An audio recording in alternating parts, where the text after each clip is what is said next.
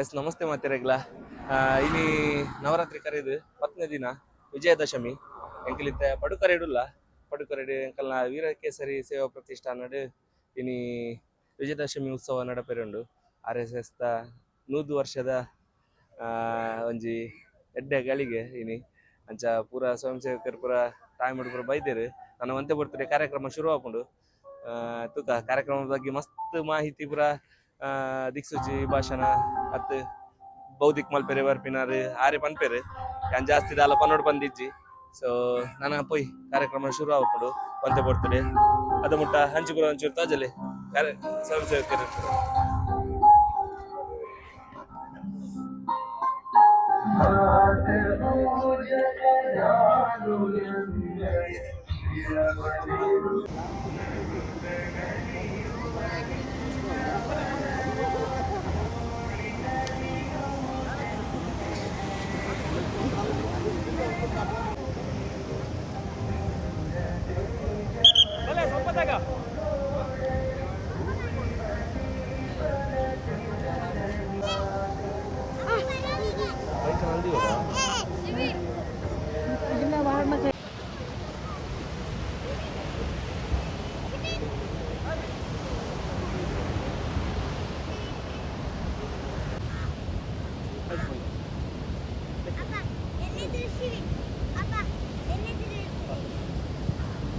Connected.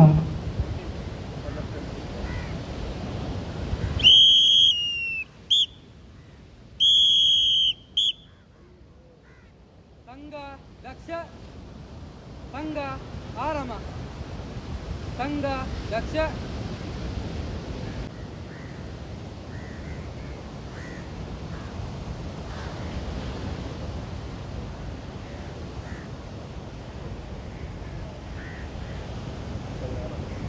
ಸಂಘ ಆರಮ ಸಂಘ ದಕ್ಷ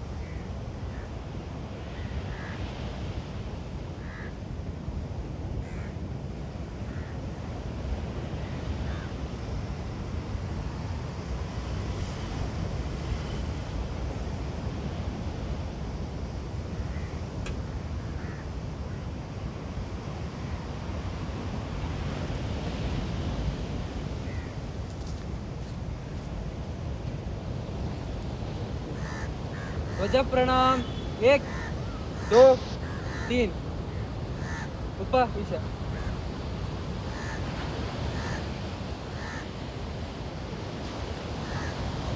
ಕಾರ್ಯಕ್ರಮದಲ್ಲಿ ಅಮೃತ ವಚನ ಹಾಗೆ ಪಂಚಾಂಗ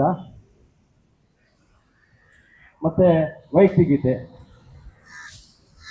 ಪರಿಚಯ ಮೊದಲಿಗೆ ಪರಿಚಯ ಅಮೃತ ವಚನ ಪಂಚಾಂಗ ವೈಯಕ್ತಿಗೀತೆ ಅದ ನಂತರ ಬೋಧಿಕೆ ಆನಂತರ ಅಧ್ಯಕ್ಷರ ಬೋಧಿಕೆ ನಂತರ ಪ್ರಾರ್ಥನೆ ಧ್ವಜಾವತರಣ ಸಂಘ ವೀಕಿರ ಮತ್ತು ವಾಮಾವರ್ತ ಕೊಟ್ಟು ಉಪವೇಶ ಕೊಟ್ಟು ಪ್ರಸಾದ ವಿತರಣೆ ಇಷ್ಟು ಕಾರ್ಯಕ್ರಮ ಇದೆ. ಅಧ್ಯಕ್ಷರಾಗಿ ನಮ್ಮವರಾದ ಶಂಕರ್ ಕೋಟ್ಯಾನ್ ಅವರು ನಮ್ಮೊಂದಿಗಿದ್ದಾರೆ. ಅವರು ಮೂಲತಃ ಪುತ್ಪಾಡಿಯವರೇ, ಮಲ್ಪೆಯಲ್ಲಿ ಸಹೋದ್ಯೋಗವನ್ನು ಮಾಡ್ತಿದ್ದಾರೆ. ಹಾಗೂ ಇವತ್ತು ಬೌದ್ಧಿಕ್ ಮಾಡಲು ಬಂದಿರುವವರು ಪ್ರಕಾಶ್ ಮಲ್ಪೆ, ಇವರು ಸಂಘದ ಸ್ವಯಂ ಸೇವಕರು ಹಾಗೂ ರಾಷ್ಟ್ರೀಯ ಚಿಂತಕರು. ಅಮೃತವಚನ ಪರಮ ಪೂಜನೀಯ ಶ್ರೀ ಗುರೂಜಿ ಅವರ ಅಮೃತವಚನ. ಸಂಘದ ವಿಚಾರವು ಪ್ರತಿಯೊಬ್ಬ ವ್ಯಕ್ತಿಯ ಅಂತಃಕರಣಕ್ಕೂ ಹೋಗಿ ಮುಟ್ಟುವಂತಾಗಲಿ. ಸಂಘದ ಕಾರ್ಯವು ಹಳ್ಳಿ ಹಳ್ಳಿಗೂ ಮುಟ್ಟುವಂತಾಗಲಿ. ಭಗವಂತನ ವಿರಾಟ ಸ್ವರೂಪವಾಗಿರುವ ಅಸೀಮ ಸಾಮರ್ಥ್ಯದಿಂದ ತುಂಬಿದ ಹಿಂದೂ ಸಮಾಜವು ಮತ್ತೊಮ್ಮೆ ಎಚ್ಚೆತ್ತು ವೈಭವದಿಂದ ಚೈತನ್ಯದಿಂದ ಮೆರೆಯುವಂತಾಗಲಿ. ಸಂಘದ ಸಸಿದು ಹೆಮ್ಮರವಾಗಿದೆ ಕೇಶವ ನೀನೇ ನೋಡಲು ಬಾ.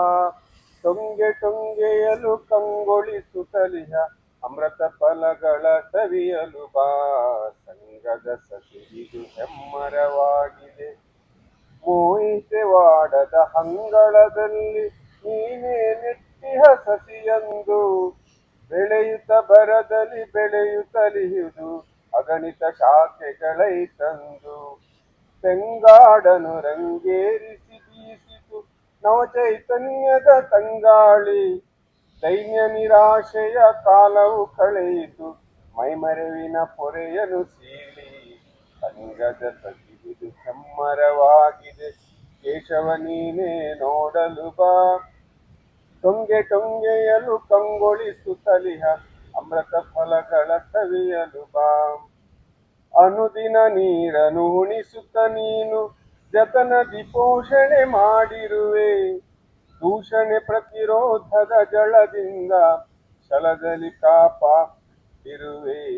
ಬಿರುಸಸಿದು ತರುವಾಗುತ್ತಲೆಂದು ತರುಣಾವಸ್ಥೆಯ ತಲುಪಿಹುದು. ಸಾಸಿರ ಸಾಸಿರ ಶಾಖೆಯ ನಾಂತು ನಾಡಿಗೆ ನೆರಳಿಯುತ್ತಲಿಹುದು. ಸಂಗದ ಸಸಿಗಿದು ಹೆಮ್ಮರವಾಗಿದೆ, ಕೇಶವ ನೀನೇ ನೋಡಲು ಬಾ. ಟೊಂಗೆ ಟೊಂಗೆಯಲು ಕಂಗೊಳಿಸುತ್ತಲಿಹ ಅಮೃತ ಫಲಗಳ ಸವಿಯಲು ಬಾ.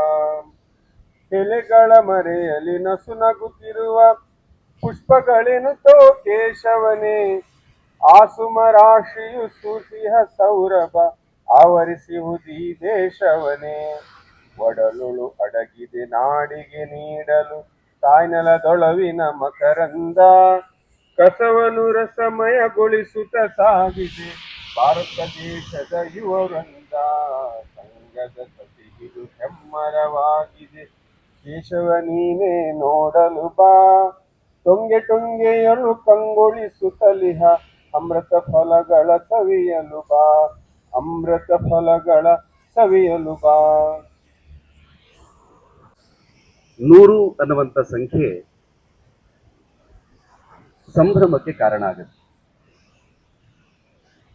ಯಾರೋ ಒಬ್ಬ ವಿದ್ಯಾರ್ಥಿ ಅವನು 100 ಅಂಕಗಳನ್ನ ಪಡೆದ ಅಂತಂದಾಗ ಅಲ್ಲಿ ಸಂಭ್ರಮ. ಯಾವುದೋ ಒಂದು ಪತ್ರಿಕೆ ಅದು 100 ವರ್ಷಗಳನ್ನ ಆಚರಣೆ ಮಾಡಿತು ಅಂತಂದ್ರೆ ಅಲ್ಲೂ ಸಂಭ್ರಮ. ಯಾವುದೋ ಒಂದು ಪುಸ್ತಕ 100 ಮುದ್ರಣಗಳನ್ನು ಕಂಡಿತು ಅಂತಂದಾಗ ಅಲ್ಲೂ ಸಂಭ್ರಮ. ಯಾವುದೋ ಒಂದು ಸಂಘ ಸಂಸ್ಥೆ ಸಂಘಟನೆ ಅದಕ್ಕೆ 100 ವರ್ಷ ಆಯಿತು ಅಂತಂದಾಗ ಅಲ್ಲೂ ಸಂಭ್ರಮಾಚರಣೆಯನ್ನು ಮಾಡ್ತೀವಿ. ಈ 100 ಅನ್ನುವಂಥದ್ದು ಕೇವಲ ಸಂಭ್ರಮಾಚರಣೆಗೆ ಮಾತ್ರ ಸೀಮಿತವಲ್ಲ. ಜಲಿಯನ್ ವಾಲಾಬಾಗ್ ದುರಂತ ನಡೆಯಿತು. ಆ ದುರಂತ ನಡೆದಾಗ ಅದಕ್ಕೆ 100 ವರ್ಷ ಆಯಿತು. 1919 ಇಸ್ವಿಲಿ ಜಲಿಯನ್ ವಾಲಾಬಾಗ್ ದುರಂತ ನಡೆಯಿತು. 2019 ಇಸ್ವಿಗೆ 100 ವರ್ಷ ಆದಾಗ ಅದರ ಕಾರ್ಯಕ್ರಮಗಳನ್ನ ಮಾಡಿ ಆ ನೋವನ್ನ ನಾವು ನೆನಪು ಮಾಡಿಕೊಂಡ್ವಿ. ಯಾಕೆ ಆ ನೋವನ್ನ ನೆನಪು ಮಾಡಿಕೊಂಡಿದ್ದು ಅಂತಂದ್ರೆ ಮತ್ತೆ ಈ ನೆಲದಲ್ಲಿ ಅಂತಹ ಘಟನೆಗಳು ಮರುಕಳಿಸಬಾರದು ಅಂತ. ಅಂದ್ರೆ 100 ಅನ್ನುವಂಥದ್ದು ಕೇವಲ ಸಂಭ್ರಮ ಮಾತ್ರವಲ್ಲ, ಬೇರೆ ಬೇರೆ ರೀತಿಯ ಅವಲೋಕನಗಳಿಗೂ ಕಾರಣ ಆಗುತ್ತೆ ಅನ್ನುವಂಥ ಸಂಗತಿ. ನಮಗೆ ಹಿಂದೂ ಸಮಾಜಕ್ಕೆ ಈ ಅವಲೋಕನ ಅನ್ನುವಂಥದ್ದು ಹೊಸತಲ್ಲ. ಹಿಂದೂ ಅನ್ನುವಂಥ ಶಬ್ದದಲ್ಲೇ ಅವಲೋಕನ ಇದೆ. ಹಿಂದೂ ಅನ್ನುವಂಥದ್ದು ಅದು ಪ್ರಾಕೃತ ರೂಪ, ಶುದ್ಧ ರೂಪ ಅಲ್ಲ. ಶುದ್ಧ ಸಂಸ್ಕೃತ ರೂಪ ಸಿಂಧು ಅಂತ. ಅದೇನು ಅಪಭ್ರಂಶವಾಗಿ ಬಂದಿದ್ದಲ್ಲ. ಸಂಸ್ಕೃತ ಮತ್ತು ಪ್ರಾಕೃತ, ಈ ಪ್ರಾಕೃತದಲ್ಲಿ ಹಿಂದೂ ಅಂತ ಕರೆದ್ರೆ ಸಂಸ್ಕೃತದಲ್ಲಿ ಸಿಂಧು ಅಂತ ಕರೆದ್ರು. ಈ ಸಿಂಧು ಅನ್ನೋದಕ್ಕೆ ಅನೇಕ ಅದಕ್ಕೆ ಬೇರೆ ಬೇರೆ ಅರ್ಥಗಳಿದ್ದಾವೆ. ಒಂದು ಸಾಗರ ಅಂತ, ಎರಡನೆಯದು ಚೆನ್ನಾಗಿರುವುದು, ಕಶ್ಮಲವಿಲ್ಲದೆ ಇರುವುದು. ಈ ರೀತಿಯ ಅರ್ಥಗಳಿದೆ. ನಾವು ಅಸಿಂಧುವಾಗಿದೆ ಅಂತ, ಮತ ಅಸಿಂಧುವಾಗಿದೆ ಅಂತ ಹೇಳ್ತೀವಿ. ಅಂದ್ರೆ ಅದು ಮತ ಕೆಟ್ಟು ಹೋಗಿದೆ ಅಂತ ಅರ್ಥ, ಮತ ಸರಿಯಾಗಿಲ್ಲ ಅಂತ ಅರ್ಥ. ಹಾಗಾಗಿ ಈ ಸಿಂಧು ಅನ್ನೋದಕ್ಕೆ ಆ ರೀತಿಯ ಅವಲೋಕನ ಅನ್ನುವಂಥ ಒಂದು ಅರ್ಥ ಇದೆ.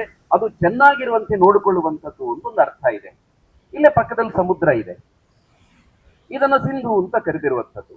ಇದು ಯಾವುದನ್ನೆಲ್ಲ ಜೋಪಾನವಾಗಿ ಕಾಯ್ದಿಟ್ಟುಕೊಳ್ಳುವಂತ ಶಕ್ತಿ ಆ ಉಪ್ಪು ನೀರಿಗಿದೆಯಾ ಅಂತ ಒಂದು ಪ್ರಶ್ನೆ. ಅದಕ್ಕೆ ಉತ್ತರ ಬೇಕು ಅಂತಿದ್ರೆ ಮನೆಯಲ್ಲಿ ಅಮ್ಮನ್ ಕೇಳಬೇಕು. ಅಮ್ಮ ಮನೆಯಲ್ಲಿರುವ ಮಾವಿನಕಾಯಿಯನ್ನ ಹಲಸಿನಕಾಯಿಯನ್ನ ಅದನ್ನ ವರ್ಷಗಳವರೆಗೆ ಕಾಪಿಡಬೇಕು ಅಂತಿದ್ರೆ ಅದಕ್ಕೆ ಉಪ್ಪು ನೀರಿನಲ್ಲಿ ಅದನ್ನ ಹಾಕಿಡ್ತಾರೆ. ಅಂದ್ರೆ ಉಪ್ಪು ನೀರಿಗೆ ಅದನ್ನ ಸಂರಕ್ಷಿಸಿ ಇಡುವಂತ, ಕೆಡದೇ ಇಡುವಂತ ಒಂದು ಗುಣ ಇದೆ ಅನ್ನುವಂಥದ್ದು. ಅಷ್ಟು ಮಾತ್ರವಲ್ಲ, ಸಮುದ್ರಕ್ಕೆ ಮತ್ತೊಂದು ಗುಣ ಇದೆ. ನದಿಗಳೆಲ್ಲ ಬಂದು ತಂದು ಹಾಕುವಂತ ಕಶ್ಮಲಗಳನ್ನ, ಆ ವಾಕ್ಯ ಸರಿ ಮಾಡ್ಕೊಳ್ತೀನಿ, ನದಿಗಳು ತಂದು ಹಾಕೋದಲ್ಲ, ನಾವು ನದಿಗೆ ಹಾಕ್ತೀವಿ, ಅದನ್ನ ಪಾಪ ನದಿ ತಗೊಂಡ್ಬರುತ್ತೆ. ಇದು ನದಿಯ ತಪ್ಪಲ್ಲ, ಎಲ್ಲವನ್ನ ಸಮುದ್ರಕ್ಕೆ ಹಾಕುತ್ತೆ. ಸಮುದ್ರಕ್ಕೆ ಹಾಕಿದಾಗ ಸಮುದ್ರ ಅವಲೋಕನ ಮಾಡುತ್ತದೆ. ನನ್ನ ಗರ್ಭದೊಳಗೆ ಸೇರಿರುವಂತದ್ರಲ್ಲಿ ಒಳ್ಳೇದು ಯಾವುದು ಕೆಟ್ಟದ್ದು ಯಾವುದು ಅಂತ ಎರಡು ಭಾಗ ಮಾಡುತ್ತೆ. ಒಳ್ಳೆಯದನ್ನ ಒಳಗೆ ಇಟ್ಟುಕೊಂಡು ಸಮಯ ಸಂದರ್ಭ ಬಂದಾಗ ಕೆಟ್ಟದ್ದನ್ನ ಸಮುದ್ರದ ಬದಿಗೆ ಹಾಕುತ್ತೆ. ಅದರಲ್ಲಿ ಕಸ ಕಡ್ಡಿಗಳು ಶವ ಎಲ್ಲವೂ ಇರುತ್ತೆ. ನಮ್ಗೆ ಗೊತ್ತಿದೆ, ಸಮುದ್ರ ಬದಿಯಲ್ಲಿರೋ ಅದೆಲ್ಲವೂ ಗೊತ್ತಿದೆ. ಅಂದ್ರೆ ಸಮುದ್ರಕ್ಕೆ ಒಂದು ಅವಲೋಕನದ ಶಕ್ತಿ ಇದೆ. ಇದು ಪ್ರತಿ ಹಿಂದೂ ಮನೆಗಳಲ್ಲೂ ಕೂಡ ಈ ಅವಲೋಕನ ನಡೆಯುತ್ತೆ. ಯಾವ ರೀತಿ ನಡೆಯುತ್ತದೆ ಹಿಂದೂ ಮನೆಗಳಲ್ಲಿ? ಅಜ್ಜಿ ತಮ್ಮ ಮೊಮ್ಮಕ್ಕಳನ್ನ ಬಗಲಲ್ಲಿ ಮಲಗಿಸಿಕೊಂಡು ಮೊಮ್ಮಕ್ಕಳಿಗೆ ಕತೆ ಹೇಳಬೇಕು. ಇನ್ನು ಕತೆ ಆರಂಭ ಮಾಡಬೇಕು ಅನ್ನುವಾಗ ಅಜ್ಜಿ ಹೇಳ್ತಾಳೆ, ಮಕ್ಕಳೇ ಕತೆ ಹೇಳ್ತೀನಿ, ಆದ್ರೆ ಅದಕ್ಕಿಂತ ಮೊದಲು ನೀವು ಬೆಳಗ್ಗಿಂದ ಸಂಜೆಯ ತನಕ, ಈ ರಾತ್ರಿ ತನಕ ಏನೆಲ್ಲ ಕೆಲಸ ಮಾಡಿದ್ರಿ ಹೇಳಬೇಕು ನನಗೆ ಅಂತ. ಮಕ್ಕಳು ಹೇಳಲಿಕ್ಕೆ ಪ್ರಾರಂಭ ಮಾಡ್ತಾರೆ. ಅವರು ಮಾಡಿರುವುದರಲ್ಲಿ ಒಳ್ಳೇದು ಯಾವುದು ಕೆಟ್ಟದ್ದು ಯಾವುದು ಏನೂ ಗೊತ್ತಿಲ್ಲದಂತ ಮುಗ್ಧ ಮನಸ್ಸುಗಳು ಅಜ್ಜಿಯ ಜೊತೆಗೆ ತಾವು ಮಾಡಿದಂತ ಎಲ್ಲ ಕೆಲಸಗಳನ್ನ ಹೇಳ್ತಾ ಇದ್ದಾಗ ಅಜ್ಜಿ ಆ ಪ್ರತಿ ಕೆಲಸವನ್ನು ಕೂಡ ಎರಡು ವಿಭಾಗಗಳದು, ಒಳ್ಳೆಯದು ಮತ್ತು ಕೆಟ್ಟದ್ದು ಅಂತ ಎರಡು ವಿಭಾಗಗಳನ್ನಾಗಿ ಮಾಡುತ್ತಾರೆ. ಇದು ಒಳ್ಳೆಯದು, ನೀವು ಇದನ್ನ ಮಾಡಿದ್ರಲ್ಲ ಮಕ್ಕಳೇ, ಇದು ಚೆನ್ನಾಗಿದೆ, ಇದನ್ನು ಮಾಡಬಾರ್ದಿತ್ತು ಅಂತ. ಕೊನೆಗೆ ಅಜ್ಜಿ ಹೇಳುವಂತದ್ದು, ನೀವು ಒಳ್ಳೇದು ಅಂತ ಏನನ್ನು ಮಾಡಿದ್ದೀರೋ ಇದನ್ನ ಜೀವನ ಪೂರ್ತಿ ಮಾಡಬೇಕು, ಈ ಕೆಟ್ಟದ್ದು ಅಂತ ಮಾಡಿದ್ರಲ್ಲ ಇದನ್ನು ಇವತ್ತಿಗೆ ಬಿಡಬೇಕು, ಜೀವನ ಪೂರ್ತಿ ಅದನ್ನು ಮಾಡಬಾರದು ಅಂತ.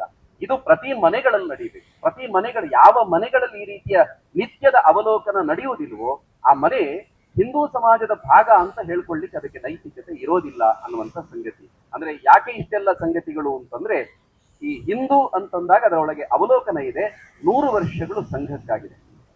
ಈಗ ಹಾಡು ಹೇಳ್ತಾ ಹೇಳಿದ್ರು, ಸಂಘದ ಸಸಿದು ಹೆಮ್ಮರವಾಗಿದೆ, ಕೇಶವ ನೀನೆ ನೋಡಲು ಬಾ, ಟೊಂಗೆಯಲು ಕಂಗೊಳಿಸುತ್ತಲಿಹ ಅಮೃತ ಫಲಗಳ ಸವಿಯಲು ಬಾ ಅಂತ ಹಾಡನ್ನು ಹೇಳಿದ್ರು.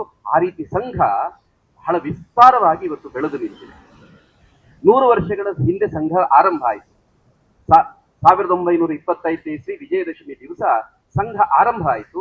ಆರಂಭ ಆಗುವುದಕ್ಕೆ ಏನ್ ಕಾರಣ ಅಂತ ಹುಡುಕ್ತಾ ಹೋದಾಗ ಸಂಘವನ್ನ ಆರಂಭ ಮಾಡಿದಂತ ಡಾಕ್ಟರ್ ಕೇಶವ ಬಲರಾಮ್ ಹೆಡಗೇವಾರ್ ಅವರು ಒಂದು ಸಭೆಯಲ್ಲಿ ಕುಳಿತಿದ್ರು.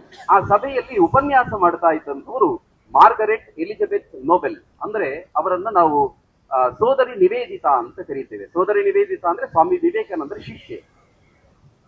ಸೋದರಿ ನಿವೇದಿತಾ ಮಾತಾಡ್ತಾ ಇದ್ರು. ಸೋದರಿ ನಿವೇದಿತಾಗೂ ಡಾಕ್ಟರ್ ಜಿಯವರಿಗೂ ಒಂದು 22 ವರ್ಷಗಳ ಅಂತರ, 22 ವರ್ಷ ಹಿರಿಯವರು ಡಾಕ್ಟರ್ ಜಿಯವರು. ಅಲ್ಲಿ ಸೋದರಿ ನಿವೇದಿತಾ ಮಾತಾಡ್ತಾ ಹೇಳ್ತಾರೆ, ಈ ರಾಷ್ಟ್ರವನ್ನ ಪಾರತಂತ್ರ್ಯದಿಂದ ಕಾಪಾಡಬೇಕು ಅಂತಿದ್ರೆ, ಭಾರತಕ್ಕೆ ಸ್ವಾತಂತ್ರ್ಯ ಸಿಗಬಹುದು ಮುಂದಿನ ಕೆಲ ಸಮಯದಲ್ಲಿ, ಆದ್ರೆ ಪಾರತಂತ್ರ್ಯ ಅದು ಹೋಗೋದಿಲ್ಲ, ಸಾಂಸ್ಕೃತಿಕ ಪಾರತಂತ್ರ್ಯ ಇದೆ. ಆ ಪಾರತಂತ್ರ್ಯ ಹೋಗಬೇಕು ಅಂತಿದ್ರೆ ಈ ನೆಲದಲ್ಲಿರುವಂತ ಪ್ರತಿಯೊಬ್ಬನು ಕೂಡ ಪ್ರತಿ ದಿನ ಒಂದಿಷ್ಟು ಸಮಯ ಕೊಡುವಂತ ಆ ರೀತಿಯ ಒಂದು ಚಿಂತನೆಗಳು ಈ ನೆಲದಲ್ಲಿ ನಡೆದ್ರೆ ಬಹುಶಃ ಆ ಸಾಂಸ್ಕೃತಿಕ ಅಧಪತನದಿಂದ ಭಾರತವನ್ನ ಕಾಪಾಡಬಹುದು ಅನ್ನುವಂಥದ್ದನ್ನ ಸೋದರಿ ನಿವೇದಿತಾ ಹೇಳ್ತಾರೆ. ಆ ಸಭೆಯಲ್ಲಿ ಕುಳಿತಿದ್ದಂತ ಡಾಕ್ಟರ್ ಜಿಯವರಿಗೆ ಅನಿಸುತ್ತೆ, ಇದು ಈ ರೀತಿಯ ಒಂದು ಕಾರ್ಯ ನನ್ನಿಂದ ಆಗಬೇಕು ಅಂತ ಅವರ ಮನಸ್ಸಿಗೆ ಬಂತು. ಅವರಾಗ ಕಾಂಗ್ರೆಸ್ಸಿನ ವಿದರ್ಭ ಪ್ರಾಂತದ ಪ್ರಧಾನ ಕಾರ್ಯದರ್ಶಿ ಆಗಿದ್ರು. ಕಾಂಗ್ರೆಸ್ಸಿನ ಜೊತೆಗೆ ಸ್ವಾತಂತ್ರ್ಯ ಹೋರಾಟದಲ್ಲಿ ಅವರು ಭಾಗವಹಿಸ್ತಾ ಇದ್ರು. ಜಂಗಲ್ ಸತ್ಯಾಗ್ರಹ, ಆ ಜಂಗಲ್ ಸತ್ಯಾಗ್ರಹ ಅದರ ನೇತೃತ್ವವನ್ನು ಡಾಕ್ಟರ್ ಜಿ ವಹಿಸಿರ್ತಾರೆ. ಈ ರೀತಿ ಅವರು ಕಾಂಗ್ರೆಸ್ನಲ್ಲೇ ಇದ್ದುಕೊಂಡು ಇರುವಂತಹ ಸಂದರ್ಭದಲ್ಲಿ ವಿಪರೀತವಾದಂತಹ ಮುಸ್ಲಿಂ ತುಷ್ಟೀಕರಣ ಪ್ರಾರಂಭ ಆಗುತ್ತೆ. ಮುಸ್ಲಿಂ ತುಷ್ಟೀಕರಣ ಪ್ರಾರಂಭ, ಇದನ್ನು ನೋಡ್ತಾ ಇದ್ದ ಹಾಗೆ ಡಾಕ್ಟರ್ ಜಿ ಅವರಿಗೆ ಅನಿಸುತ್ತೆ, ಈ ಅಖಿಲ ಭಾರತೀಯ ರಾಷ್ಟ್ರೀಯ ಕಾಂಗ್ರೆಸ್ನ ನೇತೃತ್ವದಲ್ಲಿ ಮುಂದಕ್ಕೆ ಹೋದ್ರೆ ಸ್ವಾತಂತ್ರ್ಯ ಏನೋ ಸಿಗಬಹುದು, ಆದ್ರೆ ಆ ಸಾಂಸ್ಕೃತಿಕ ಅಧಪತನದಿಂದ ಭಾರತವನ್ನ ಕಾಪಾಡ್ಲಿಕ್ಕೆ ಸಾಧ್ಯ ಇಲ್ಲ ಅಂತ ಯೋಚನೆ ಮಾಡ್ತಾ ಇರುವ ಸಂದರ್ಭದಲ್ಲಿ ಜಂಗಲ್ ಸತ್ಯಾಗ್ರಹಕ್ಕೆ ಹೋಗ್ತಾರೆ. ಆಗ ಅವರನ್ನ ಬಂಧನ ಮಾಡ್ತಾರೆ ಬ್ರಿಟಿಷರು. 1 ವರ್ಷ ಜೈಲಲ್ಲಿರ್ತಾರೆ. ಈ 1 ವರ್ಷ ಜೈಲಲ್ಲಿದ್ದಾಗ, ಅದಕ್ಕಿಂತ ಮೊದಲು ಅವರು ಹೊರಗಡೆ ಇದ್ದಾಗ ಪ್ರತಿನಿತ್ಯ ಓಡಾಟ, ಸಮಾಜಕ್ಕೋಸ್ಕರ ಓಡಾಟ. ಆದ್ರೆ ಯಾವಾಗ ಜೈಲಿನೊಳಗಿದ್ರು ಅಲ್ಲಿಂದ ಮತ್ತೆ ಮೊದಲು ಬಿತ್ತಿದಂತ ಬೀಜ ಅದು ಮೊಳಕೆ ಹೊಡಿಲಿಕ್ಕೆ ಪ್ರಾರಂಭ ಆಯಿತು. ಅಂದ್ರೆ ಪ್ರತಿನಿತ್ಯ ಸಮಯ ಕೊಡುವಂತ ಸ್ವಯಂ ಸೇವಕರನ್ನ ನಿರ್ಮಾಣ ಮಾಡುವಂಥದ್ದು ಒಂದು ಸಂಘಟನೆ ಆಗಬೇಕು ಅನ್ನುವಂಥದ್ದೇನಿದೆ, ಅದು ಬೀಜವಾಯಿತು, ಅದು ಮೊಳಕೆ ಹೊಡೆಯಿತು, ಸಸಿ ಆಗ್ತಾ ಬಂತು. ಜೈಲಿನಿಂದ ಬಿಡುಗಡೆಯಾಗಿ ಬಂದ ನಂತರ ಅದರ ಪರಿಣಾಮವಾಗಿ 1925 ಇಸ್ವಿ ವಿಜಯದಶಮಿ ದಿವಸ ಸಂಘ ಆರಂಭವಾಯಿತು. ಸಂಘ ಆರಂಭವಾದಾಗ ನಾವೇನು ಸಂಘಕ್ಕೆ ನಾವ್ಯಾರು ಹೊಸಬರಲ್ಲ. ನಮಗೆ ಸಂಘ ಗೊತ್ತಿದೆ, ಸಂಘದ ಪ್ರಚಾರಕರು ಗೊತ್ತಿದೆ, ಅವರ ಸಂಘಕ್ಕೆ ಬಂದಂತ ಕಷ್ಟ ನಷ್ಟಗಳು ಎಲ್ಲವೂ ಗೊತ್ತಿದೆ ನಮಗೆ. ಆರಂಭದ ದಿನಗಳು ಹೇಗಿತ್ತು ಅಂತ ಸುಮ್ಮನೆ ಕಲ್ಪನೆ ಮಾಡಬೇಕು. ಆರಂಭದ ದಿನಗಳು ಹೇಗಿತ್ತು ಅಂತ ಕಲ್ಪನೆ ಮಾಡಬೇಕು ಅಂತಿದ್ರೆ ಇದೇ ಕಾರ್ಯಕ್ರಮ ಮಾಡ್ಲಿಕ್ಕೆ ನಾವೆಷ್ಟು ಕಷ್ಟಪಟ್ವಿ, ಇಷ್ಟು ಜನ ಗಣವೇಶದಲ್ಲಿ ಬರಬೇಕು ಅಂತಿದ್ರೆ ನಾವೆಷ್ಟು ಜನರ ಪಟ್ಟಿ ತಯಾರು ಮಾಡಿದ್ವಿ, ಎಷ್ಟು ಜನರನ್ನ ಅದಕ್ಕೋಸ್ಕರ ಎಷ್ಟು ಓಡಾಟ ಮಾಡಿದ್ವಿ, ಅಷ್ಟೆಲ್ಲ ಮಾಡಿದ ನಂತರ ಎಷ್ಟು ಜನ ಬಂದ್ರು ಅಂತ ನಾವು ಓಡಾಟ ಮಾಡಿದವ್ರ ಅವಲೋಕನ ಮಾಡಿದ್ರೆ ನಮ್ಗೆ ಗೊತ್ತಾಗುತ್ತೆ. ನಾವೆಲ್ಲ ಶಾಖೆಗೆ ಹೋದವರೇ. ಆ ಶಾಖೆಗೆ ಬರಬೇಕಾದ್ರೆ ಒಬ್ಬನನ್ನ ಕರ್ಕೊಂಡ್ ಬರ್ಬೇಕು ಅಂತಿದ್ರೆ, ಅವ್ನು ನಿತ್ಯ ಬರಬೇಕು ಅಂತಿದ್ರೆ ಅವನು ನಾನು ಬರೋದಿಲ್ಲ ಅನ್ನೋದಕ್ಕೆ 100 ಕಾರಣ ಹೇಳ್ತಾನೆ. ಆ 100 ಕಾರಣವನ್ನ ಪರಿಹರಿಸಿ ನಾವು ಬಾ ಮಾರಾಯ ಅಲ್ಲಿಗೆ ಅಂತ ಹೇಳಿದ್ರೆ ಅವನು 100ನೇ 1 ಕಾರಣ ಹೇಳ್ತಾನೆ. ಇಷ್ಟು ಅಂದ್ರೆ ಒಬ್ಬನ ಶಾಖೆ ಕರ್ಕೊಂಡ್ ಬರ್ಲಿಕ್ಕೆ ಅಷ್ಟು ಕಷ್ಟ. ಇವತ್ತಿಗೆ ಸಂಘಕ್ಕೆ 100 ವರ್ಷ ಆಗಿಯೂ ಕೂಡ ಅಷ್ಟು ನಾವು ಕಷ್ಟ ಪಡಬೇಕಾದ್ರೆ ಯೋಚನೆ ಮಾಡಿ. ಸಂಘ ಆರಂಭದ ದಿನಗಳಲ್ಲಿ ಸಂಘವನ್ನ ನಾಗಪುರದಲ್ಲಿ ಶುರುವಾಯಿತು, ನಾಗಪುರದ ಮೋಹಿತೆವಾಡದಲ್ಲಿ ಶುರುವಾಯಿತು. ಇಡೀ ದೇಶಾದ್ಯಂತ ಮಾಡಬೇಕು. ಅಲ್ಲಿ ಬರ್ತಾರೆ ಸ್ವಯಂ ಸೇವಕರು ಅಂತ ಬರ್ತಾರೆ, ಕಾಲೇಜ್ ವಿದ್ಯಾರ್ಥಿಗಳು ಬರ್ತಾರೆ. ಬಂದವರನ್ನ ಕಾಲೇಜು ಶಿಕ್ಷಣ ಮುಗಿದ ನಂತರ ನಿನ್ನ ಕೆಲಸ ಏನು ಅಂತಂದ್ರೆ ನೀನ್ ಇಂಥ ರಾಜ್ಯಕ್ಕೆ ಹೋಗ್ಬೇಕು, ನೀನು ಮಹಾರಾಷ್ಟ್ರ ಬಿಟ್ಟು ನೀನು ಕರ್ನಾಟಕಕ್ಕೆ ಹೋಗ್ಬೇಕು, ಮಹಾರಾಷ್ಟ್ರ ಬಿಟ್ಟು ಆಂಧ್ರಕ್ಕೆ ಹೋಗ್ಬೇಕು. ಅಲ್ಲಿ ಯಾರನ್ನ ಕಾಣಬೇಕು ಗೊತ್ತಿಲ್ಲ, ಅಲ್ಲಿ ಎಲ್ಲಿ ಉಳಿಬೇಕು ಗೊತ್ತಿಲ್ಲ, ಎಲ್ಲಿ ಊಟ ಮಾಡಬೇಕು ಗೊತ್ತಿಲ್ಲ. ಆದ್ರೆ ಸಂಘ ಪ್ರಾರಂಭ ಮಾಡಬೇಕು, ಶಾಖೆಗಳನ್ನು ಮಾಡಬೇಕು. ಅಂದ್ರೆ ಇದನ್ನ ನಾವು ಕಲ್ಪನೆ ಮಾಡಿಕೊಂಡಾಗ ಅದು ಎಷ್ಟು ಕಷ್ಟ ಇತ್ತು ಅಂತ ನಮಗೆ ಅರ್ಥ ಆಗುತ್ತೆ. ಈ ರೀತಿ ಪ್ರಚಾರಕರೆಲ್ಲ ಹೊರಟರು, ತಮ್ಮ ಜೀವನವನ್ನ ಸಮಾಜಕ್ಕೋಸ್ಕರ ಸಂಘಕ್ಕೋಸ್ಕರ ಮುಡುಪಾಗಿಟ್ರು. ಇಡೀ ದೇಶಾದ್ಯಂತ ನಾಗಪುರದಲ್ಲಿ ಪ್ರಾರಂಭಿಸಿ, ಮಹಾರಾಷ್ಟ್ರದ ನಾಗಪುರದಲ್ಲಿ ಪ್ರಾರಂಭಿಸಿ ದೇಶಾದ್ಯಂತ ಸಂಘದ ಶಾಖೆಗಳನ್ನ ಮಾಡ್ಲಿಕ್ಕೆ ಅವರೆಲ್ಲ ಹೊರಟರು.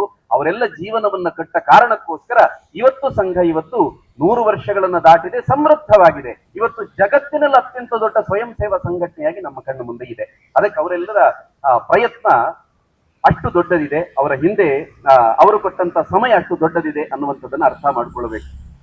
ಇವತ್ತೆಲ್ಲ ಪ್ರಚಾರಕರು ಬರ್ತಾರೆ, ಬರುವುದಕ್ಕಿಂತ ನಮಗೆ ಫೋನ್ ಮಾಡ್ತಾರೆ. ಫೋನ್ ಮಾಡಿದಾಗ ನಾವು ಅವರನ್ನ ಕರ್ಕೊಂಡ್ ಬರ್ಲಿಕ್ಕೆ ಹೋಗ್ತೀವಿ, ಅವ್ರಿಗೆ ಉಪಹಾರದ ವ್ಯವಸ್ಥೆ ಮಾಡ್ತೀವಿ, ಊಟದ ವ್ಯವಸ್ಥೆ ಮಾಡ್ತೀವಿ, ವಸತಿ ವ್ಯವಸ್ಥೆ ಮಾಡ್ತೀವಿ. ಅಂದ್ರೆ ಇವತ್ತಿನ ಪ್ರಚಾರಕರಿಗೆ ವ್ಯವಸ್ಥೆಗಳನ್ನ ಮಾಡ್ಲಿಕ್ಕೆ ನಾವೆಲ್ಲ ಕಾರ್ಯಕರ್ತರಿದ್ದೀವಿ. ಅದರ ಅರ್ಥ ಇವತ್ತೆಲ್ಲ ಪ್ರಚಾರಕರೆಲ್ಲ ಬಹಳ ಸುಖವಾಗಿದ್ದಾರೆ ಅಂತ ಅರ್ಥ ಮಾಡ್ಕೊಳ್ಬೇಕಾಗಿಲ್ಲ. ಅಕಸ್ಮಾತ್ ಆ ರೀತಿ ಯಾರ ಮನಸ್ಸಿಗೆ ಬಂದಿದ್ರೆ ಈ ಕ್ಷಣದಲ್ಲಿ ನಾವು ಕೂಡ ಪ್ರಚಾರಕರಾಗಿ ಹೊರಡ್ಬೋದು. ಯಾರು ತಡೆಯುವವರು ಯಾರಿಲ್ಲ. ಒಂದ್ಸಲ ಆ ಜೀವನವನ್ನು ನೋಡ್ಕೊಂಡ್ ಬರ್ಬೋದು. ಇವತ್ತು ಪ್ರಚಾರಕರು ಅಥವಾ ಸಂಘ ಅಂತ ಹೇಳಿದಾಗ ಯಾವ ರೀತಿ ಸ್ವೀಕಾರ ಇತ್ತು, ಇದು ಸ್ವೀಕಾರ ಪ್ರಾರಂಭ ಆಗಿದ್ದು ಇತ್ತೀಚಿನ ದಿನಗಳಿಂದ. ಒಂದು 20 ವರ್ಷದ ಹಿಂದೆ, ತುಂಬಾ ಹಿಂದಕ್ಕೆ ಬೇಡ, ಒಂದು 20 ವರ್ಷದ ಹಿಂದೆ ತುಂಬಾ ಆತ್ಮೀಯರಾದಂತ ಒಬ್ರು ಪ್ರಚಾರಕರು ಮನೆಗೆ ಬಂದಾಗ ಅವರ ಜೋಳಿಗೆಯಲ್ಲಿ 2 ವಾರ್ತಾ ಪತ್ರಿಕೆಗಳು, ಹಳೆಯದ್ದು, ತುಂಬಾ ಹಳೆಯದ್ದು. ಅದೇನಾದ್ರೂ ಅದರಲ್ಲಿ ವಾರ್ತೆಗಳಿದೆ, ಏನಾದ್ರೂ ಬೇಕಾದಂತ ವಿಶೇಷಗಳಿದೆಯಾ ಅಂತ ಸುಮ್ಮನೆ ನೋಡಿದೆ. ಅದು ತುಂಬಾ ಪೇಪರ್, ಅದು ನಜ್ಜುಗುಜ್ಜಾಗಿತ್ತು. ಯಾಕೆ ಇದನ್ನ ಇಟ್ಕೊಂಡಿದ್ದೀರಿ ಅಂತ ಕೇಳಿದೆ. ಅದಕ್ಕೆ ಅವ್ರು ಹೇಳಿದ್ದು 20 ವರ್ಷದ ಹಿಂದೆ ಇದು. ಅವ್ರು ಹೇಳಿದ್ದು ಈ 2 ಪೇಪರ್ಗಳೇ ನಮ್ಮನ್ನ ರಾತ್ರಿಯ ಚಳಿಯಿಂದ ರಕ್ಷಿಸೋದು ಅಂತ. ರಾತ್ರಿ ಬಸ್ ಸ್ಟ್ಯಾಂಡ್ ಅಲ್ಲಿ ಮಲಗಬೇಕು, ಕೆಳಗಡೆ ಒಂದನ್ನು ಹಾಕ್ತೀವಿ, ಇನ್ನೊಂದನ್ನ ನಮ್ಮ ಅಂಗಿ ಒಳಗಡೆ ಹಾಕೊಂಡು ಮಲಗಿ ಬಿಡ್ತೀವಿ, ಚಳಿ ಆಗೋದಿಲ್ಲ ಅಂತ. 20 ವರ್ಷದ ಹಿಂದೆ ಈ ಸ್ಥಿತಿ ಇತ್ತು.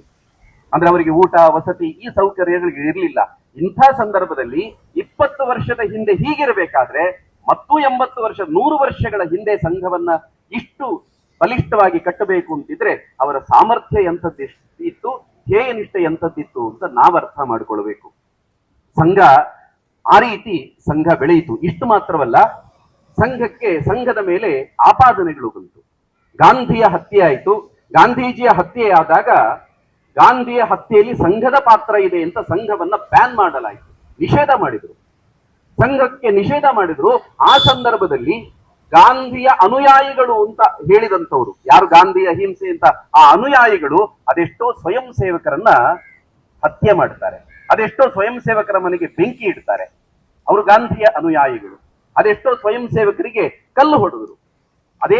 ಅದೇ ರೀತಿಯ ಚಿತ್ರಹಿಂಸೆಯನ್ನು ಸಾವರ್ಕರ್ ಅವರಿಗೂ ಕೊಟ್ಟರು. ಸಾವರ್ಕರನ್ನ ಬಂಧನ ಮಾಡ್ತಾರೆ, ಸಂಘದ ಮೇಲೆ ನಿಷೇಧ ಹೇರ್ತಾರೆ.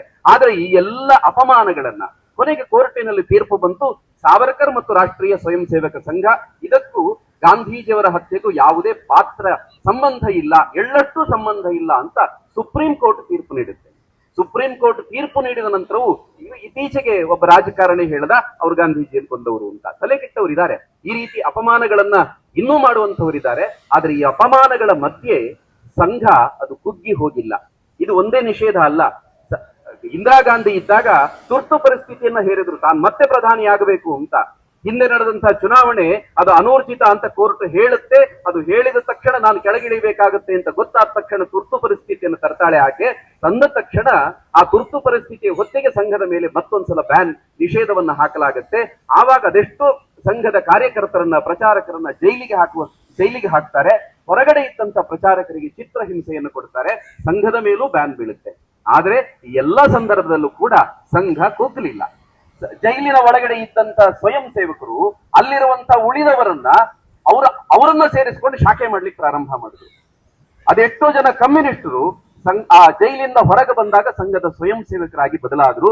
ಸಂಘ ನಿಷೇಧವಿದ್ದಾಗಲೂ ಕೂಡ ಅದು ಕುಸಿಯಲಿಲ್ಲ, ಅದು ಬೆಳೀತಾ ಹೋಯಿತು. ಕೇವಲ ಅಪಮಾನಗಳು ಮಾತ್ರವಲ್ಲ, ಅಪಮಾನಗಳನ್ನು ಸಹಿಸಿಕೊಂಡು ಬೆಳೆಯುವುದು ಒಂದು ಭಾಗ, ಅದರ ಜೊತೆಗೆ ವಿವಿಧ ಕ್ಷೇತ್ರಗಳ ಮೂಲಕ ಸಂಘ ತನ್ನ ಬಾಹುಗಳನ್ನು ವಿಸ್ತರಿಸಲಿಕ್ಕೆ ಪ್ರಾರಂಭ ಮಾಡಿತು. 1936ನೇ ಇಸ್ವಿಯಲ್ಲಿ, ಅಂದ್ರೆ ಸಂಘ ಪ್ರಾರಂಭವಾಗಿ ಕೇವಲ 11 ವರ್ಷದಲ್ಲಿ ಎಲ್ಲ ಯುವಕರು, ಪುರುಷರು ಇವರೆಲ್ಲ ಸಂಘದ ಕಡೆಗೆ ಆಕರ್ಷಿತರಾಗ್ತಾ ಇದ್ದಾರೆ, ಸಂಘದ ಕಡೆಗೆ ಬರ್ತಾ ಇದ್ದಾರೆ. ಆದ್ರೆ ಸಮಾಜದಲ್ಲಿ ಸ್ತ್ರೀ ಶಕ್ತಿ ಇದೆ, ಅವರನ್ನು ಮುಖ್ಯವಾಹಿನಿಗೆ ತರಬೇಕು, ಅವರಲ್ಲೂ ರಾಷ್ಟ್ರೀಯ ಚಿಂತನೆ ಬರಬೇಕು ಅನ್ನೋ ದೃಷ್ಟಿಯಿಂದ 1936ಕ್ಕೆ ಮಾತಾ ಲಕ್ಷ್ಮೀಬಾಯಿ ಕೇಳ್ಕರ್ ಅವರ ನೇತೃತ್ವದಲ್ಲಿ ರಾಷ್ಟ್ರ ಸೇವಿಕಾ ಸಮಿತಿ ಆರಂಭ ಆಯಿತು. ಇದೆಲ್ಲ ತಾಯಂದ್ರಿಗೆ. ಈ ರಾಷ್ಟ್ರ ಸೇವಿಕಾ ಸಮಿತಿ ಅಂತ ಆರಂಭವಾಗಿದ್ದು ಇವತ್ತು ಎಷ್ಟು ದೊಡ್ಡ ಸಂಘಟನೆ ಅಂತಂದ್ರೆ, ಇಡೀ ಜಗತ್ತಿನಲ್ಲಿ ಅತ್ಯಂತ ದೊಡ್ಡ ಮಹಿಳಾ ಸ್ವಯಂ ಸೇವಾ ಸಂಘಟನೆ ಅಂತಂದ್ರೆ ಅದು ರಾಷ್ಟ್ರ ಸೇವಿಕಾ ಸಮಿತಿ. ಅಂದ್ರೆ ಸಂಘದ ಪರಿವಾರಗಳು ಅಂತ ಯಾವುದೆಲ್ಲ ಆರಂಭ ಆಯಿತು ಅದು ಕೇವಲ ಒಂದು ಸಂಘಟನೆ ಆಗಿಲ್ಲ, ಒಂದು ಜಗತ್ತಿನಲ್ಲಿ ದೊಡ್ಡ ಸಂಘಟನೆ, ಇಲ್ಲ ಭಾರತದಲ್ಲಿ ಅತ್ಯಂತ ದೊಡ್ಡ ಸಂಘಟನೆಯಾಗಿ ಇವತ್ತಿಗೂ ಮೂಡಿ ನಿಂತಿದೆ. 1949ನೇ ಇಸ್ವಿಯಲ್ಲಿ ಅಖಿಲ ಭಾರತೀಯ ವಿದ್ಯಾರ್ಥಿ ಪರಿಷತ್ ಪ್ರಾರಂಭ ಆಯಿತು. ವಿದ್ಯಾರ್ಥಿಗಳು ಬಹಳ ದೊಡ್ಡ ಪ್ರಮಾಣದಲ್ಲಿ ಸ್ವಾತಂತ್ರ್ಯ ಹೋರಾಟದಲ್ಲಿ ಭಾಗವಹಿಸಿದ್ದಂಥವರು, ಅವರು ಅತ್ಯಂತ ಹೆಚ್ಚು ದೊಡ್ಡ ಸಂಖ್ಯೆಯಲ್ಲಿ ಸಂಘದ ಜೊತೆ ಸೇರ್ಪಡೆಗೊಳ್ಳಬೇಕು ಮತ್ತು ಕಾಲೇಜಿನ ಕ್ಯಾಂಪಸ್ಗಳಲ್ಲಿ ಸಂಘದ ವಿಚಾರಧಾರೆ ಅದು ಮೊಳಗಬೇಕು. ಆ ದೃಷ್ಟಿಯಿಂದ ಅಖಿಲ ಭಾರತೀಯ ವಿದ್ಯಾರ್ಥಿ ಪರಿಷತ್ ಆರಂಭ ಆಯಿತು. ಇವತ್ತು ಜಗತ್ತಿನ ಅತ್ಯಂತ ದೊಡ್ಡ ವಿದ್ಯಾರ್ಥಿ ಸಂಘಟನೆ ಯಾವುದು ಅಂತ ನೀವು ಗೂಗಲ್ ಅಲ್ಲಿ ಸರ್ಚ್ ಮಾಡಿ ನೋಡಿ, ಅದು ಅಖಿಲ ಭಾರತೀಯ ವಿದ್ಯಾರ್ಥಿ ಪರಿಷತ್ ಎಬಿವಿಪಿ. ಸಂಘದ ಪ್ರಚಾರಕರು ಮತ್ತು ಒಬ್ಬರು ಶ್ರೇಷ್ಠ ತತ್ವಜ್ಞಾನಿಯೂ ಆಗಿದ್ದಂತ ಮಾನ್ಯ ದತ್ತೋಪಂತ ಠೇಂಗಡಿಯವರು ಒಂದ್ ಕಡೆ ಪ್ರಚಾರಕರು, ಆದ್ರೆ ಶ್ರೇಷ್ಠ ತತ್ವಜ್ಞಾನಿ. ಅವರು ಈ ಕಾರ್ಮಿಕ ಸಂಘಟನೆಗಳು ಕಮ್ಯುನಿಸ್ಟರ ಕಪಿಮುಷ್ಟಿಯಲ್ಲಿದೆ. ಅದು ಹೇಗೆ ಕಮ್ಯುನಿಸ್ಟರ ಕಪಿಮುಷ್ಟಿಯಲ್ಲಿ ಇಷ್ಟೆಲ್ಲ ಕಾರ್ಮಿಕ ಸಂಘಟನೆಗಳಿದೆ, ಅದನ್ನು ಅಧ್ಯಯನ ಮಾಡಬೇಕು, ಕಮ್ಯುನಿಸ್ಟರ ಕಪಿಮುಷ್ಟಿಯಿಂದ ಕಾರ್ಮಿಕರನ್ನ ಬಿಡಿಸ್ಬೇಕು ಅಂತ ರಷ್ಯಾಕ್ಕೆ ಹೋಗ್ತಾರೆ. ಅಲ್ಲಿ ಕಮ್ಯುನಿಸಂನ ಪ್ರಭಾವ ಏನು, ಅಲ್ಲಿನ ಕಾರ್ಮಿಕ ಸಂಘಟನೆಗಳು ಯಾವ ರೀತಿ ಕೆಲಸ ಮಾಡ್ತಾ ಇದೆ, ಅವರ ಜೊತೆಗೆ ಕುಳಿತುಕೊಂಡು ಅವರು ಅಧ್ಯಯನವನ್ನು ಮಾಡ್ತಾರೆ. ತಾವು ಸ್ವತಃ ಕಾರ್ಮಿಕ ಸಂಘಟನೆಯನ್ನು ಭಾಗವಾಗಿ ಅಧ್ಯಯನ ಮಾಡ್ತಾರೆ. ಅದೆಲ್ಲದರ ಫಲವಾಗಿ ಭಾರತಕ್ಕೆ ಬಂದು ಹೇಳ್ತಾರೆ, ಇದೇ ರೀತಿ ಕಮ್ಯುನಿಸ್ಟರ ಕಪಿಮುಷ್ಟಿಯಲ್ಲಿ ಕಾರ್ಮಿಕ ಸಂಘಟನೆಗಳು ಬೆಳೆದ್ರೆ ಭಾರತದ ಸಂಸ್ಕೃತಿ ಮತ್ತೆ ಅಧಪತನಕ್ಕೆ ಹೋಗುತ್ತೆ ಅಂತ ಯೋಚನೆ ಮಾಡಿಕೊಂಡು ಕಾರ್ಮಿಕರಿಗೋಸ್ಕರ ಒಂದು ಸಂಘದ ಪರಿವಾರವೊಂದನ್ನು ಪ್ರಾರಂಭ ಮಾಡ್ತಾರೆ. ಅದು ಭಾರತೀಯ ಮಜ್ದೂರ್ ಸಂಘ. ಇವತ್ತು ಭಾರತದಲ್ಲಿ ಅತ್ಯಂತ ದೊಡ್ಡ ಕಾರ್ಮಿಕ ಸಂಘಟನೆ ಯಾವುದು ಅಂತ ಕೇಳಿದ್ರೆ ಅದು ಭಾರತೀಯ ಮಜ್ದೂರ್ ಸಂಘ. ಇವತ್ತು ಯಾವುದು ಕಮ್ಯುನಿಸ್ಟರ ಸಂಘಟನೆಗಳು ದೊಡ್ಡದಾಗಿಲ್ಲ, ಅದೆಲ್ಲವೂ ಮಜ್ದೂರ್ ಸಂಘಕ್ಕಿಂತ ಸಣ್ಣ ಸಂಘಟನೆಗಳಾಗಿ ನಿಂತಿವೆ. ಅಷ್ಟು ಎತ್ತರಕ್ಕೆ ಭಾರತೀಯ ಮಜ್ದೂರ್ ಸಂಘ ಇವತ್ತು ಬೆಳೆದು ನಿಂತಿದೆ. ಸೇವೆ ಅಂತಂದಾಗ ನಮಗೆಲ್ಲರಿಗೂ ಥೆರೇಸಾ ನೆನಪಾಗ್ತಾರೆ. ಆದ್ರೆ ಗೊತ್ತಿರಬೇಕು, ಥೆರೇಸಾರಿಗಿಂತ ಅದೆಷ್ಟೋ ಪಟ್ಟು ಹೆಚ್ಚು ಸೇವಾ ಕಾರ್ಯವನ್ನು ಮಾಡಿದ್ದು ಸೇವಾ ಭಾರತಿ ಸಂಘದ ಒಂದು ಪ್ರಕಲ್ಪ. ಸೇವಾ ಭಾರತಿ ಎಷ್ಟು ಪ್ರಕಲ್ಪಗಳಲ್ಲಿ ಕೆಲಸ ಮಾಡ್ತದೆ, ಸೇವೆ ಮಾಡ್ತದೆ ಅಂತಂದ್ರೆ 1 ಲಕ್ಷಕ್ಕೂ ಹೆಚ್ಚು ಪ್ರಕಲ್ಪಗಳ ಮೂಲಕ ಸಮಾಜದಲ್ಲಿ, ಅವರು ನಗರದಲ್ಲಿದ್ದಾರೆ ಆದ್ರೆ ಕೊಳೆಗೇರಿಯಲ್ಲಿದ್ದಾರೆ, ಗ್ರಾಮಗಳಲ್ಲಿದ್ದಾರೆ, ಎಲ್ಲೋ ಹೊರಗಡೆ ಬಹಿಷ್ಕೃತರಾಗಿದ್ದಾರೆ, ಅಂಥವರ ಮಧ್ಯೆ ಅವರ ಸೇವೆಗೋಸ್ಕರ ಸೇವಾ ಭಾರತಿ ಸಂಘದಲ್ಲಿ ಪ್ರಾರಂಭ ಆಯಿತು. ಇವತ್ತು ಸೇವಾ ಭಾರತಿ ನಡೆಸುವಷ್ಟು ಸೇವಾ ಪ್ರಕಲ್ಪಗಳನ್ನ ಜಗತ್ತಿನಲ್ಲಿ ಇನ್ಯಾವ ಸಂಘಟನೆಯೂ ನಡೆಸ್ತಾ ಇಲ್ಲ. ಭಾರತ ವಿಭಜನೆಯಾದಂತಹ ಸಂದರ್ಭದಲ್ಲಿ ಅನೇಕ ಹಿಂದೂಗಳು ಪಾಕಿಸ್ತಾನಕ್ಕೆ ಹೋದ್ರು, ಅಫಘಾನಿಸ್ತಾನದಲ್ಲಿ ಉಳಿದ್ರು, ಇನ್ನೊಂದಷ್ಟು ಜನ ನೇಪಾಳಕ್ಕೆ ಹೋದ್ರು. ಕೆಲವರು ಇವತ್ತಿಗೂ ಕೂಡ ಅದಲ್ಲದೆ ವಿಭಜನೆ ನಂತರದ ದಿನಗಳಲ್ಲೂ ಕೂಡ ಥೈಲ್ಯಾಂಡ್ ನಲ್ಲಿದ್ದಾರೆ, ಇಂಡೋನೇಷ್ಯಾದಲ್ಲಿದ್ದಾರೆ, ಬೇರೆ ಬೇರೆ ದೇಶಗಳಲ್ಲಿ ಹಿಂದೂಗಳಿದ್ದಾರೆ. ಅವರೆಲ್ಲರೂ ಬಂದು ಸಂಘದ ಆಗಿನ ಸರಸಂಘ ಚಾಲಕರಾಗಿದ್ದಂತ ಅವರ ಹತ್ರ ಬಂದು ಹೇಳುತ್ತಾರೆ, ನಮಗೆ ಇವತ್ತು ಹಿಂದುತ್ವದ ಆ ಸಂಪರ್ಕ ಇಲ್ಲದೆ ಹೋಗಿದೆ, ಅದಕ್ಕೋಸ್ಕರ ಸಂಬಂಧಪಟ್ಟಂತೆ ಏನಾದರೂ ಒಂದು ಸಂಘಟನೆ ಅವಶ್ಯಕತೆ ಇದೆ ಅಂತ ಗುರೂಜಿಯವರ ಹತ್ರ ಹೇಳ್ತಾ ಇದ್ರು. ಗುರೂಜಿಯವರು ಹೊರಗಡೆ ದೇಶದಲ್ಲಿರುವಂತಹ ಹಿಂದೂಗಳು ಮತ್ತು ಭಾರತದಲ್ಲಿರುವಂತಹ ಎಲ್ಲ ಸನ್ಯಾಸಿಗಳು, ಸಾಧುಗಳು ಇವರನ್ನ ಸೇರಿಸುವಂತ ಒಂದು ಸಂಘಟನೆಯನ್ನು ಪ್ರಾರಂಭ ಮಾಡುತ್ತಾರೆ. ಅದರ ಹೆಸರು ವಿಶ್ವ ಹಿಂದೂ ಪರಿಷತ್. ಅದು ಆರಂಭ ಆಯಿತು. ಆನಂತರ ಅದಕ್ಕಿಂತ ಪೂರ್ವದಲ್ಲಿ ಡಾಕ್ಟರ್ ಶ್ಯಾಮ್ ಪ್ರಸಾದ್ ಮುಖರ್ಜಿಯವರು ಅವರು ಭಾರತದ ಮೊದಲ ಕೇಂದ್ರ ಸರ್ಕಾರ ಅಂದ್ರೆ ನೆಹರು ಯಾವಾಗ ಪ್ರಧಾನಮಂತ್ರಿ ಆದ್ರೂ ಅವರ ಕ್ಯಾಬಿನೆಟ್ ನಲ್ಲಿ ಒಬ್ಬರು ಕೈಗಾರಿಕಾ ಮಂತ್ರಿ ಆಗಿದ್ದಂಥವ್ರು ಡಾಕ್ಟರ್ ಶ್ಯಾಮ್ ಪ್ರಸಾದ್ ಮುಖರ್ಜಿಯವರು. ಅವರೇನ್ ಮಾಡ್ತಾರೆ, ಕೈಗಾರಿಕಾ ಮಂತ್ರಿ ಆಗಿದ್ರು. ಆದ್ರೆ ಕಾಶ್ಮೀರದ ಜೊತೆಗಿರುವಂತಹ ತಾರತಮ್ಯಗಳು, ಕಾಶ್ಮೀರ ಇನ್ನು ಕೆಲವೇ ಸಮಯದಲ್ಲಿ ಹೀಗೆ ಇದ್ರೆ ಅಲ್ಲಿ ಭಾರತದ ಸಂವಿಧಾನಕ್ಕೆ ಗೌರವ ಕೊಡಬೇಕು ಅನ್ನುವಂತ ಇಲ್ಲ, ಆತರ ಇಲ್ಲ. ಭಾರತದ ರಾಷ್ಟ್ರಧ್ವಜಕ್ಕೆ ಕಾಶ್ಮೀರದಲ್ಲಿ ಗೌರವ ಕೊಡ್ತಿರ್ಲಿಲ್ಲ. ಅಲ್ಲೆಲ್ಲವೂ ದೋ ವಿಧಾನ್, ದೋ ಪ್ರಧಾನ್, ದೋ ನಿಶಾನ್, ನಗಿ ಚಲೆಂಗೆ ಅಂತ ಹೇಳದಂತವರು ಶ್ಯಾಮ್ ಪ್ರಸಾದ್ ಮುಖರ್ಜಿ ಅವರು. ಇವ್ರು ಏನ್ ಮಾಡ್ತಾರೆ, ಇದು ಸರಿ ಇಲ್ಲ, ನಾನು ಇದೇ ಸರ್ಕಾರದ ಜೊತೆಗಿದ್ರೆ ನನ್ನ ಚಿಂತನೆ ರಾಷ್ಟ್ರೀಯ ಚಿಂತನೆ ಇದನ್ನ ಇಲ್ಲಿ ಮಾಡ್ಲಿಕ್ಕೆ ಸಾಧ್ಯ ಇಲ್ಲ, ಮತ್ತೆ ಈ ಪಕ್ಷ ಅದನ್ನು ಮಾಡುವುದೂ ಇಲ್ಲ ಅಂತ ಅವರಿಗೆ ಮನವರಿಕೆಯಾಗಿ ಅವರು ರಾಜೀನಾಮೆಯನ್ನ ಕೊಡ್ತಾರೆ. ಈ ರಾಜೀನಾಮೆ ಕೊಟ್ಟರು ಅಂತಂದಾಗ ಅದೊಂದು ಸುಲಭವಾಗಿ ನಾವು ಹೀಗೆ ತೆಗೆದುಕೊಳ್ಳಬಹುದು. ಆದ್ರೆ ನಿಜಕ್ಕೂ ಅದರ ವ್ಯಾಪ್ತಿ ಆಳ ಎಷ್ಟು ಅಂತ ಅರ್ಥ ಮಾಡಬೇಕಾದ್ರೆ ಇಲ್ಲಿ ಪಂಚಾಯತ್ ಚುನಾವಣೆಗಳು ನಡೆಯುತ್ತವೆ. ಪಂಚಾಯತ್ ಚುನಾವಣೆಗೆ ನಿಲ್ಲಬೇಕು ಅಂತ ಕೆಲವರು ಲಾಬಿ ಶುರು ಮಾಡುತ್ತಾರೆ. ಒಬ್ಬ ಪಂಚಾಯತ್ ಮೆಂಬರ್ ಆಗಬೇಕು ಅಂತ ಅವನು ಎಷ್ಟು ಪಲ್ಟಿ ಹಾಕ್ತಾನೆ ಅರ್ಥ ಮಾಡ್ಕೊಳ್ಳಿ. ಇವರು ಬಿಟ್ಟುಕೊಟ್ಟದ್ದು ದೇಶದ ಮೊದಲ ಕೈಗಾರಿಕಾ ಮಂತ್ರಿ ಆ ಸಚಿವ ಸ್ಥಾನಕ್ಕೆ ರಾಜೀನಾಮೆ ಕೊಡ್ತಾರೆ. ನೇರವಾಗಿ ಗುರೂಜಿಯವರ ಹತ್ರ ಬರ್ತಾರೆ. ಗುರೂಜಿಯವರ ಹತ್ರ ಬಂದು ಹೇಳ್ತಾರೆ, ನಾನೊಂದು ರಾಜಕೀಯ ಪಕ್ಷವನ್ನು ಪ್ರಾರಂಭ ಮಾಡಬೇಕು. ಆ ಪ್ರಾರಂಭ ಮಾಡಬೇಕು ಅಂತಿದ್ರೆ ಅದಕ್ಕೆ ನಿಮ್ಮ ಸಹಕಾರ ಬೇಕು. ನಿಮ್ಮಲ್ಲಿಂದ ಈ ಸಂಘ ಸ್ಥಾನದಲ್ಲಿ ತಯಾರಾದಂತ ನಿಷ್ಠಾವಂತ ಕಾರ್ಯಕರ್ತರನ್ನು ನನಗೆ ಕೊಟ್ಟರೆ ನಾನೊಂದು ರಾಜಕೀಯ ಪಕ್ಷವನ್ನು ಪ್ರಾರಂಭ ಮಾಡ್ತೀನಿ ಅಂತ ಶ್ಯಾಮ್ ಪ್ರಸಾದ್ ಮುಖರ್ಜಿ ಅವರು ಬಂದು ಹೇಳ್ತಾರೆ. ಆಗ ಗುರೂಜಿಯವರು ಆ ರೀತಿ ದೃಢ ನಿಶ್ಚಯ ಇರುವಂತ ಕೆಲವು ಕಾರ್ಯಕರ್ತರನ್ನು ಅವರಿಗೆ ಕೊಡ್ತಾರೆ. ಅವರು ಪಕ್ಷದ ಜೊತೆ ಅವ್ರ ಜೊತೆ ಪಕ್ಷ ಸಂಘಟನೆ ಮಾಡಿ ಅಂತ ಆ ರೀತಿ ಗುರೂಜಿಯವರು ಕೊಟ್ಟಂತದ್ದು. ಅದರಲ್ಲಿ ಪ್ರಮುಖ ಇಬ್ರು, ಒಬ್ಬರು ಪಂಡಿತ್ ದೀನ್ ದಯಾಳ್ ಉಪಾಧ್ಯಾಯರು, ಮತ್ತೊಬ್ಬರು ಅಟಲ್ ಬಿಹಾರಿ ವಾಜಪೇಯಿ ಅವರು. ಅಲ್ಲಿ ಭಾರತೀಯ ಜನಸಂಘ ಆರಂಭ ಆಗುತ್ತೆ. ಇವತ್ತು ಜಗತ್ತಿನಲ್ಲಿ ಅತ್ಯಂತ ದೊಡ್ಡ ರಾಜಕೀಯ ಸಂಘಟನೆ, ರಾಜಕೀಯ ಪಕ್ಷ ಯಾವುದು ಅಂತ ಕೇಳಿದ್ರೆ ಅದು ಹೀಗೆ ನೀವು ಸಂಘದ ಯಾವುದೇ ವಿವಿಧ ಕ್ಷೇತ್ರಗಳನ್ನು ತೆಗೆದುಕೊಳ್ಳಿ, ಅದು ಯಾವುದು ಕೂಡ ಕೇವಲ ಸಂಘಟನೆಯಾಗಿ ಉಳಿದಿಲ್ಲ. ಸಂಘ ಒಂದು ಕಡೆ ಅವಮಾನಗಳನ್ನು ಸಹಿಸಿಕೊಳ್ತಾ ಅದರಲ್ಲಿ ಮೇಲಕ್ಕೆ ಎದ್ದು ಬರ್ತಾ ಜೊತೆಗೆ ವಿವಿಧ ಕ್ಷೇತ್ರಗಳ ಮೂಲಕ ತನ್ನ ವ್ಯಾಪ್ತಿಯನ್ನ, ಬಾಹುಗಳನ್ನು ವಿಸ್ತಾರ ಮಾಡ್ಲಿಕ್ಕೆ ಪ್ರಾರಂಭ ಮಾಡ್ತು. ನಂತರದ ದಿನಗಳಲ್ಲಿ ಗತಿವಿಧಿಗಳ ಮೂಲಕ, ಆರಂಭದಲ್ಲಿ ಸಂಘ ಅಂದ್ರೆ ಶಾಖೆ, ಆನಂತರ ಸಂಘ ಶಾಖೆ ಅದು ಮುಖ್ಯವಾದಂತಹ ಅದು ಪಂಚಾಂಗವನ್ನ ಗಟ್ಟಿ ಮಾಡುವಂಥದ್ದು. ಅದನ್ನು ಮಾಡ್ತಾ ಅದರ ಜೊತೆಗೆ ಗತಿವಿಧಿಗಳ ಪ್ರಾರಂಭ ಆಯಿತು. ಹೀಗೆ ಎಲ್ಲ ಕ್ಷೇತ್ರಗಳಲ್ಲಿ ಸಂಘ ತನ್ನತನವನ್ನ ಇಡೀ ಸಮಾಜದ ಮನೆಗಳಿಗೆ ತಲುಪಿಸುವಂತ ಪ್ರಯತ್ನವನ್ನ ಮಾಡಿತು. ಇವತ್ತು ಇಷ್ಟು ದೊಡ್ಡ ಹೆಮ್ಮರವಾಗಿ ಬೆಳೆದು ನಿಂತಿದೆ ಸಂಘ ಅಂತ. ಇವತ್ತು ಸಂಘದ ಕಾರಣಕ್ಕೆ ನಿನ್ನೆ ಒಂದು ನಾಣ್ಯದ ಬಿಡುಗಡೆಯಾಯಿತು. ಆ ನಾಣ್ಯದಲ್ಲಿ ಭಾರತ ಮಾತೆಯ ಚಿತ್ರ, ಸಂಘಕ್ಕೆ 100 ವರ್ಷ ಆಯಿತು ಅನ್ನೋ ಕಾರಣಕ್ಕೋಸ್ಕರ ಆ ನಾಣ್ಯವನ್ನು ಪ್ರಧಾನಮಂತ್ರಿಯವರು ಬಿಡುಗಡೆ ಮಾಡಿದ್ರು. ನಾಣ್ಯದಲ್ಲಿ ಇಲ್ಲಿವರೆಗೆ ಭಾರತ ಮಾತೆಯ ಚಿತ್ರವನ್ನ ಯಾರೂ ಮುದ್ರಿಸಿಲ್ಲ. ಭಾರತ ಮಾತೆಯ ಚಿತ್ರ ನಾಣ್ಯದಲ್ಲಿ ಬರಬೇಕು ಅಂತಾದ್ರೆ ಸಂಘಕ್ಕೆ 100 ವರ್ಷ ಆಗ್ಬೇಕಾಯ್ತು. ಇಲ್ಲಿವರೆಗೆ ಅವರವರ ಭಾವಚಿತ್ರವನ್ನು ಅಂಟಿಸಿಕೊಂಡವರೇ ಇದ್ದದ್ದು. ಆದ್ರೆ ಇವತ್ತು ಭಾರತ ಮಾತೆಯ ಚಿತ್ರ ಬಂದಿದೆ ಅಂತಂದ್ರೆ ಅದಕ್ಕೆ ಸಂಘ ಕಾರಣ ಅನ್ನುವಂಥದ್ದನ್ನ ನಾವು ನೆನಪಿಟ್ಟುಕೊಳ್ಬೇಕಾದಂತಹ ಸಂಗತಿ. ಇದಿಷ್ಟು ಒಟ್ಟು ಸಂಘ ಬೆಳೆದು ಬಂದಂತಹ ರೀತಿ, ಅದು ಅಪಮಾನಗಳನ್ನ ಸಹಿಸಿಕೊಂಡು ಬಂತು. ಆನಂತರ ವಿವಿಧ ಕ್ಷೇತ್ರಗಳ ಮೂಲಕ ಅದು ಇಡೀ ತನ್ನ ಬಾಹುವನ್ನು ವಿಸ್ತರಿಸಿತು ಅನ್ನುವಂಥದ್ದು ಒಂದು ಸಂಕ್ಷಿಪ್ತವಾಗಿ ಹೇಳುವಂತ ಪ್ರಯತ್ನ ಮಾಡಿದೆ. ಆದ್ರೆ ಈ ಸಂದರ್ಭದಲ್ಲಿ ಸಂಘಕ್ಕೆ 100 ವರ್ಷ ಆಗಿದೆ, ನಮ್ಮ ಕಾರ್ಯ ಏನು ಅನ್ನುವಂಥ ಪ್ರಶ್ನೆ. ನಾವೆಲ್ಲರೂ ಇವತ್ತು ಉತ್ಸವಕ್ಕೆ ಬಂದಿದ್ದೀವಿ. ಸಂಘಕ್ಕೆ 100 ವರ್ಷ ಆಗಿದೆ. ವಿಜಯದಶಮಿ 100 ವರ್ಷ ಆದ ಸಂದರ್ಭದಲ್ಲಿ ವಿಜಯದಶಮಿ ಉತ್ಸವ ನಡೆದಾಗ ನಾನು ಆ ಕಾರ್ಯಕ್ರಮದಲ್ಲಿ ಇದ್ದೆ ಅಂತ ಹೇಳಲಿಕ್ಕೆ ನಮಗೊಂದು ಅವಕಾಶ ಇದೆ. ಆದ್ರೆ ಯಾರೆಲ್ಲ ಬರ್ಲಿಕ್ಕೆ ಸಾಧ್ಯ ಆಗಿಲ್ವೋ ಅವರಿಗೆ ಜೀವನದಲ್ಲಿ ಇನ್ನೆಂದೂ ಸಾಧ್ಯ ಆಗೋದಿಲ್ಲ. ಯಾಕೆಂತಂದ್ರೆ ಅವ್ರಿಗಿನ್ನು ಬರ್ಲಿಕ್ಕೆ, ಇನ್ನು 100ನೇ ವರ್ಷದ ಕಾರ್ಯಕ್ರಮ ಇನ್ನು ನಡೀಲಿಕ್ಕಿಲ್ಲ. 101, 102 ನಡೀಬಹುದು. ಆದ್ರೆ 100ನೇ ವರ್ಷದ ಕಾರ್ಯಕ್ರಮಕ್ಕೆ ಯಾರಿಗೆ ಬರ್ಲಿಕ್ಕೆ ಸಾಧ್ಯ ಆಗಿಲ್ವೋ ಅವ್ರಿಗಿನ್ನು ಜೀವನದಲ್ಲಿ ಅದನ್ನು ಹೇಳಲಿಕ್ಕೆ ಸಾಧ್ಯ ಇಲ್ಲ. ನಾವೆಲ್ಲ ಬಂದಿದ್ದೀವಿ, ನಮಗೆ ಅವಕಾಶ ಸಿಕ್ಕಿದೆ. ಅದರ ಜೊತೆಗೆ ಇವತ್ತೊಂದು ಒಳ್ಳೆಯ ದಿನ, ಒಂದು ವಿಜಯದಶಮಿ, ಎರಡನೇದು ಸಂಘ ಪ್ರಾರಂಭವಾದಂತಹ ದಿನ, ಒಂದು ಕಡೆ ನಮ್ಮ ದೇಶ ಕಂಡಂತ ಶ್ರೇಷ್ಠ ಪ್ರಧಾನಿ ಲಾಲ್ ಬಹದ್ದೂರ್ ಶಾಸ್ತ್ರಿ ಅವರು ಜನಿಸಿದಂತಹ ದಿನ.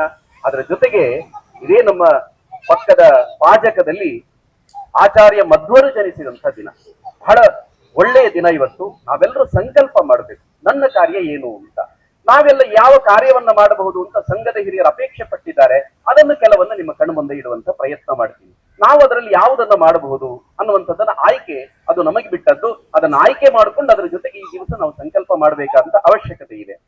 ಪಂಚ ಪರಿವರ್ತನೆಗಳು ಅನ್ನೋ ರೀತಿಯಲ್ಲಿ 5 ಸಂಗತಿಗಳನ್ನ ಸಂಘದ ಹಿರಿಯರು ಹೇಳಿದ್ದಾರೆ. ಅದರಲ್ಲಿ 1ನೇದು ಕುಟುಂಬ ಪ್ರಬೋಧನ, 2ನೇದು ಸಾಮಾಜಿಕ ಸಾಮರಸ್ಯ, 3ನೇದು ಸ್ವದೇಶಿ, 4ನೇದು ನಾಗರಿಕ ಶಿಷ್ಟಾಚಾರ, 5ನೇದು ಪರ್ಯಾವರಣ. ಕೇವಲ ಹೆಸರುಗಳನ್ನ ಹೇಳಿದ್ರೆ ನಮಗೆ ಅರ್ಥ ಆಗೋದಿಲ್ಲ. ನಮಗೆ ಕೆಲವರು ಅದರ ಜೊತೆಗೆ ಕೆಲಸ ಮಾಡಿದವರಿಗೆ ಗೊತ್ತಿದೆ, ಉಳಿದವರಿಗೆ ಅದು ಹೊಸತು ಅಂತ ಅನಿಸ್ಬಹುದು. ಅದಕ್ಕೆ ಸ್ವಲ್ಪ ವಿಸ್ತಾರವಾಗಿ ಹೇಳುವಂತ ಪ್ರಯತ್ನ ಮಾಡ್ತೀನಿ. ಆಗ ನಮಗೆ ಆ ಕೆಲಸದಲ್ಲಿ ನಾವು ಹೇಗೆ ಜೋಡ್ಕೊಳ್ಬಹುದು ಅಂತ ಅರ್ಥ ಮಾಡ್ಕೊಳ್ಳಿ ಸುಲಭ ಆಗುತ್ತೆ. ಕುಟುಂಬ ಪ್ರಬೋಧನ ಅಂತ ಹೇಳಿದ್ರೆ ಈ 5 ಸಂಗತಿಗಳನ್ನ ಸಂಘ ಪ್ರಾರಂಭ ಮಾಡಿತಾ, ಸಂಘ ಹೇಳಿತಾ ಕೇಳಿದ್ರೆ ಇದು ಸಂಘವೇ ಮೊದಲು ಹೇಳಿದ್ದಲ್ಲ, ಇದು ನಮ್ಮ ಪರಂಪರೆಯಿಂದ ಬಂದಿತ್ತು. ಪರಂಪರೆ ಯಾವಾಗಿಂದ ಆರಂಭ ಆಯ್ತು ಅಂತ ಕೇಳಿದ್ರೆ, ನಮಗೆ ಇದಕ್ಕೊಬ್ಬ ಶ್ರೇಷ್ಠ ವ್ಯಕ್ತಿ ಯಾರು ಅಂತ ಕೇಳಿದ್ರೆ, ಈ 5 ಸಂಗತಿಗಳನ್ನ ಅದನ್ನ ನಡೆದು ನುಡಿದವನೊಬ್ಬ ಇದ್ದಾನೆ, ಅವನು ಶ್ರೀಕೃಷ್ಣ ಪರಮಾತ್ಮ. ಶ್ರೀಕೃಷ್ಣ ಈ 5 ನುಡಿದೆ, 5 ಕಾರ್ಯವನ್ನ ಅವನು ತನ್ನ ಜೀವನದಲ್ಲಿ ಮಾಡಿದ್ದಾನೆ. ಹೇಗೆ ಅಂತ ಸಣ್ಣದಾಗಿ ವಿವರಿಸ್ತಾ ಬರ್ತೀನಿ. ಕುಟುಂಬ ಪ್ರಬೋಧನ ಅಂತ ಹೇಳಿದಾಗ ಕೃಷ್ಣನ ಜೀವನವನ್ನೇ ತೆಗೆದುಕೊಳ್ಳೋಣ. ಅವನೆಷ್ಟು ಮಹತ್ವ ಕೊಟ್ಟಿದ್ದ ಅಂತ ಕುಟುಂಬಕ್ಕೆ. ಕೃಷ್ಣನ ಜೀವನ ಅಂತಂದ್ರೆ ಅವನು ಇಡೀ ಆ ಅವತಾರವನ್ನು ನೋಡಿದಾಗ, ನಾವು ಕೃಷ್ಣನದ್ದು ರಾಮನದ್ದೆಲ್ಲ ಅವತಾರಗಳು ಅಂತ ನಾವು ಸ್ವೀಕಾರ ಮಾಡೋದಿಲ್ಲ ಅಂತಂದ್ರೆ ತಿರಸ್ಕಾರ ಮಾಡ್ತೀವಿ ಅಂತಲ್ಲ. ಅವತಾರ ಅಂತ ತಗೊಂಡ್ರೆ ಅವರೆಲ್ಲ ದೇವರು ಮಾಡದಂತ ಕೆಲಸ ನಾವು ಮನುಷ್ಯರು ಅಂತ ನಾವು ಅದನ್ನ ಆ ಕಾರ್ಯದಿಂದ ನಾವು ಹಿಂದೇಟ್ ಹಾಕುವ ಸಾಧ್ಯತೆ ಇದೆ. ಅವರೆಲ್ಲ ಮನುಷ್ಯರಾಗಿ ಹುಟ್ಟಿದ್ರು, ದೇವರಾಗುವಂತ ಕೆಲಸವನ್ನ ಮಾಡಿದ್ರು ಅಂತ ನಾವು ಈ ರೀತಿ ತಗೊಳ್ತೀವಿ, ಈ ರೀತಿ ನಾವು ಅರ್ಥೈಸ್ಕೊಳ್ತೀವಿ.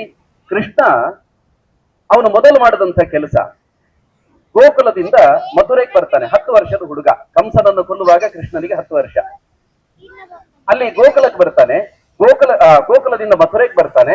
ಮಥುರೆಯಲ್ಲಿ ಬರುವಾಗ ಆ ಬೀದಿಯಲ್ಲಿ ಒಂದು ಸುಗಂಧ ಅವನನ್ನ ಆಕರ್ಷಣೆ ಮಾಡಲಿ, ಸುಗಂಧ ಅವನನ್ನು ಸೆಳೆಯುತ್ತದೆ. ಯಾವುದಿದು ಸುಗಂಧ ಅಂತ ನೋಡುವಾಗ ಅಲ್ಲೊಬ್ಬಾಕೆ ಕೂತಿದ್ದಾಳೆ, ಒಬ್ಬಳು ಯುವತಿ. ಆದ್ರೆ ಅವಳ ದೇಹ ವಕ್ರವಾಗಿದೆ. ಈಗ ಸೊಂಟದ ಭಾಗದಲ್ಲಿ ವಕ್ರವಾಗಿದೆ, ಕಂಠದ ಭಾಗದಲ್ಲಿ ವಕ್ರವಾಗಿದೆ, ತಲೆ ವಕ್ರವಾಗಿದೆ. ತ್ರಿವಕ್ರೆ ಅಂತ ಆಕೆಯನ್ನು ಕರೀತಾ ಇದ್ರು, ಕುಬ್ಜೆ ಅಂತ ಕರೀತಾ ಇದ್ರು. ಕೃಷ್ಣ ಅವಳ ಮುಂದೆ ನಿಂತ, ಅಮ್ಮ ನನಗೂ ಸ್ವಲ್ಪ ಸುಗಂಧವನ್ನ ಕೊಡ್ತೀಯ, ಬಹಳ ನನ್ನನ್ನು ಆಕರ್ಷಿಸ್ತಾ ಇದೆ, ನಾನ್ ಸ್ವಲ್ಪ ಅದನ್ನ ಮೈಗೆ ಹಚ್ಕೊಳ್ತೀನಿ ಅಂತ ಹೇಳಿದಾಗ ಆಕೆ ತಲೆ ಎತ್ತಿ ನೋಡುತ್ತಾಳೆ, ಕೃಷ್ಣ ನಿಂತಿದ್ದಾನೆ.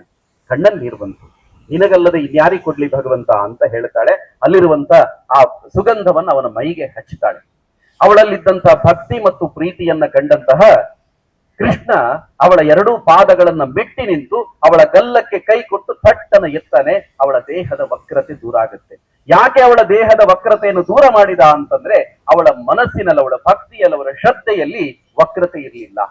ಅದಕ್ಕೋಸ್ಕರ ಅವಳ ದೇಹವನ್ನು ಸರಿಪಡಿಸಿದ, ವಕ್ರತೆಯನ್ನು ದೂರ ಮಾಡಿದ, ಕುಬ್ಜೆಯನ್ನ ಅವನು ಉದ್ಧರಿಸಿದ. ಆ ನಂತರದ ಕೆಲಸ ಕೃಷ್ಣನದ್ದು ಯಾವುದು ಅಂತ ಕೇಳಿದ್ರೆ, ಅವನು ಪ್ರಾಗ್ಜ್ಯೋತಿಷಪುರಕ್ಕೆ ಹೋಗ್ತಾನೆ. ಪ್ರಾಗ್ಜ್ಯೋತಿಷಪುರ ಅಂತಂದ್ರೆ ಅಸಮ ದೇಶದಲ್ಲಿದೆ. ಅಸಮ ಅಂದ್ರೆ ಇವತ್ತಿನ ಅಸ್ಸಾಂ ಅಂತ ಯಾವುದನ್ನ ಹೇಳ್ತೀವೋ ಅಲ್ಲಿರುವಂತ ಒಂದು ಪ್ರದೇಶ. ಆ ಪ್ರಾಗ್ಜ್ಯೋತಿಷಪುರಕ್ಕೆ ನರಕಾಸುರ ಒಡೆಯ ಅವನು ಆಳ್ತಾ ಇದ್ದ.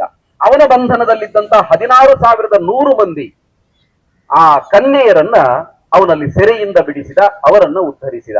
ಮುಂದೆ ನಡೆದದ್ದು ಮಹಾಭಾರತ ಯುದ್ಧ.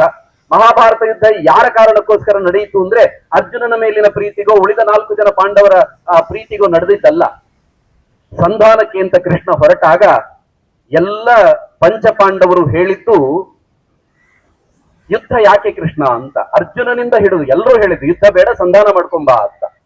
ದ್ರೌಪದಿ ಒಬ್ಳು ಮಾತ್ರ ಕೃಷ್ಣನನ್ನ ಕರೆದು ಹೇಳ್ತಾಳೆ, ಕೃಷ್ಣ ನಾನಿನ್ನು ಮುಡಿ ಕಟ್ಟಿಸಿಕೊಂಡಿಲ್ಲ, ನನ್ನ ಬಿಚ್ಚಿದ ಮುಡಿ ಹಾಗೇ ಇದೆ, ಅದನ್ನ ನಾನು ಕಟ್ಟಿಕೊಳ್ಬೇಕು ಅಂತಿದ್ರೆ ಆ ದುರುಳ ದುಶ್ಯಾಸನ ರಕ್ತದಲ್ಲೇ ನಾನು ಕಟ್ಟಿಕೊಳ್ಳೋದು ಅಂತ ನನ್ನ ಶಪಥ ಇದೆ. ಅದು ನೆರವೇರಬೇಕು ಅಂತಿದ್ರೆ ಯುದ್ಧ ನಡೀಬೇಕು ಅಂತ ಕಣ್ಣೀರು ಹಾಕ್ತಾಳೆ. ದ್ರೌಪದಿಯ ಕಣ್ಣೀರಿಗೋಸ್ಕರ ಯುದ್ಧ ನಡೆಯಿತು, ಮಹಾಭಾರತ ಯುದ್ಧ ನಡೆಯಿತು. ಅದರ ಹಿಂದೇನು ರಾಮಾಯಣ ನಡೆದಿದ್ದು ಸೀತೆಗೋಸ್ಕರ.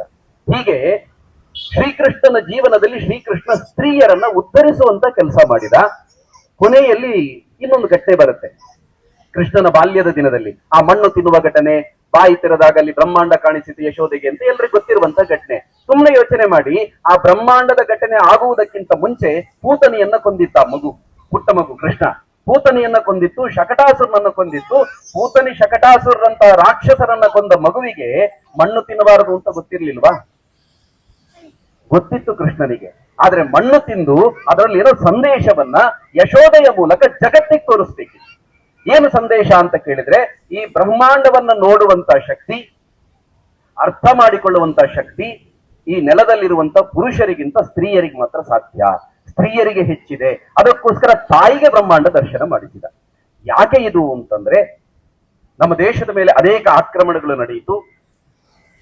ಆಕ್ರಮಣಗಳು ನಡೆದಾಗ ಮೇಲ್ಗಡೆ ಅಲ್ಲಿ ಔರಂಗಜೇಬನೋ ಅಕ್ಬರನೋ ಆಳ್ವಿಕೆ ಮಾಡ್ತಿದ್ದಿರ್ಬೋದು, ಆದ್ರೆ ಒಳಗಡೆ ನಮ್ಮ ಸಂಸ್ಕೃತಿಯನ್ನು ಬದಲು ಮಾಡ್ಲಿಕ್ಕೆ ಯಾರಿಂದಲೂ ಸಾಧ್ಯ ಆಗಲಿಲ್ಲ.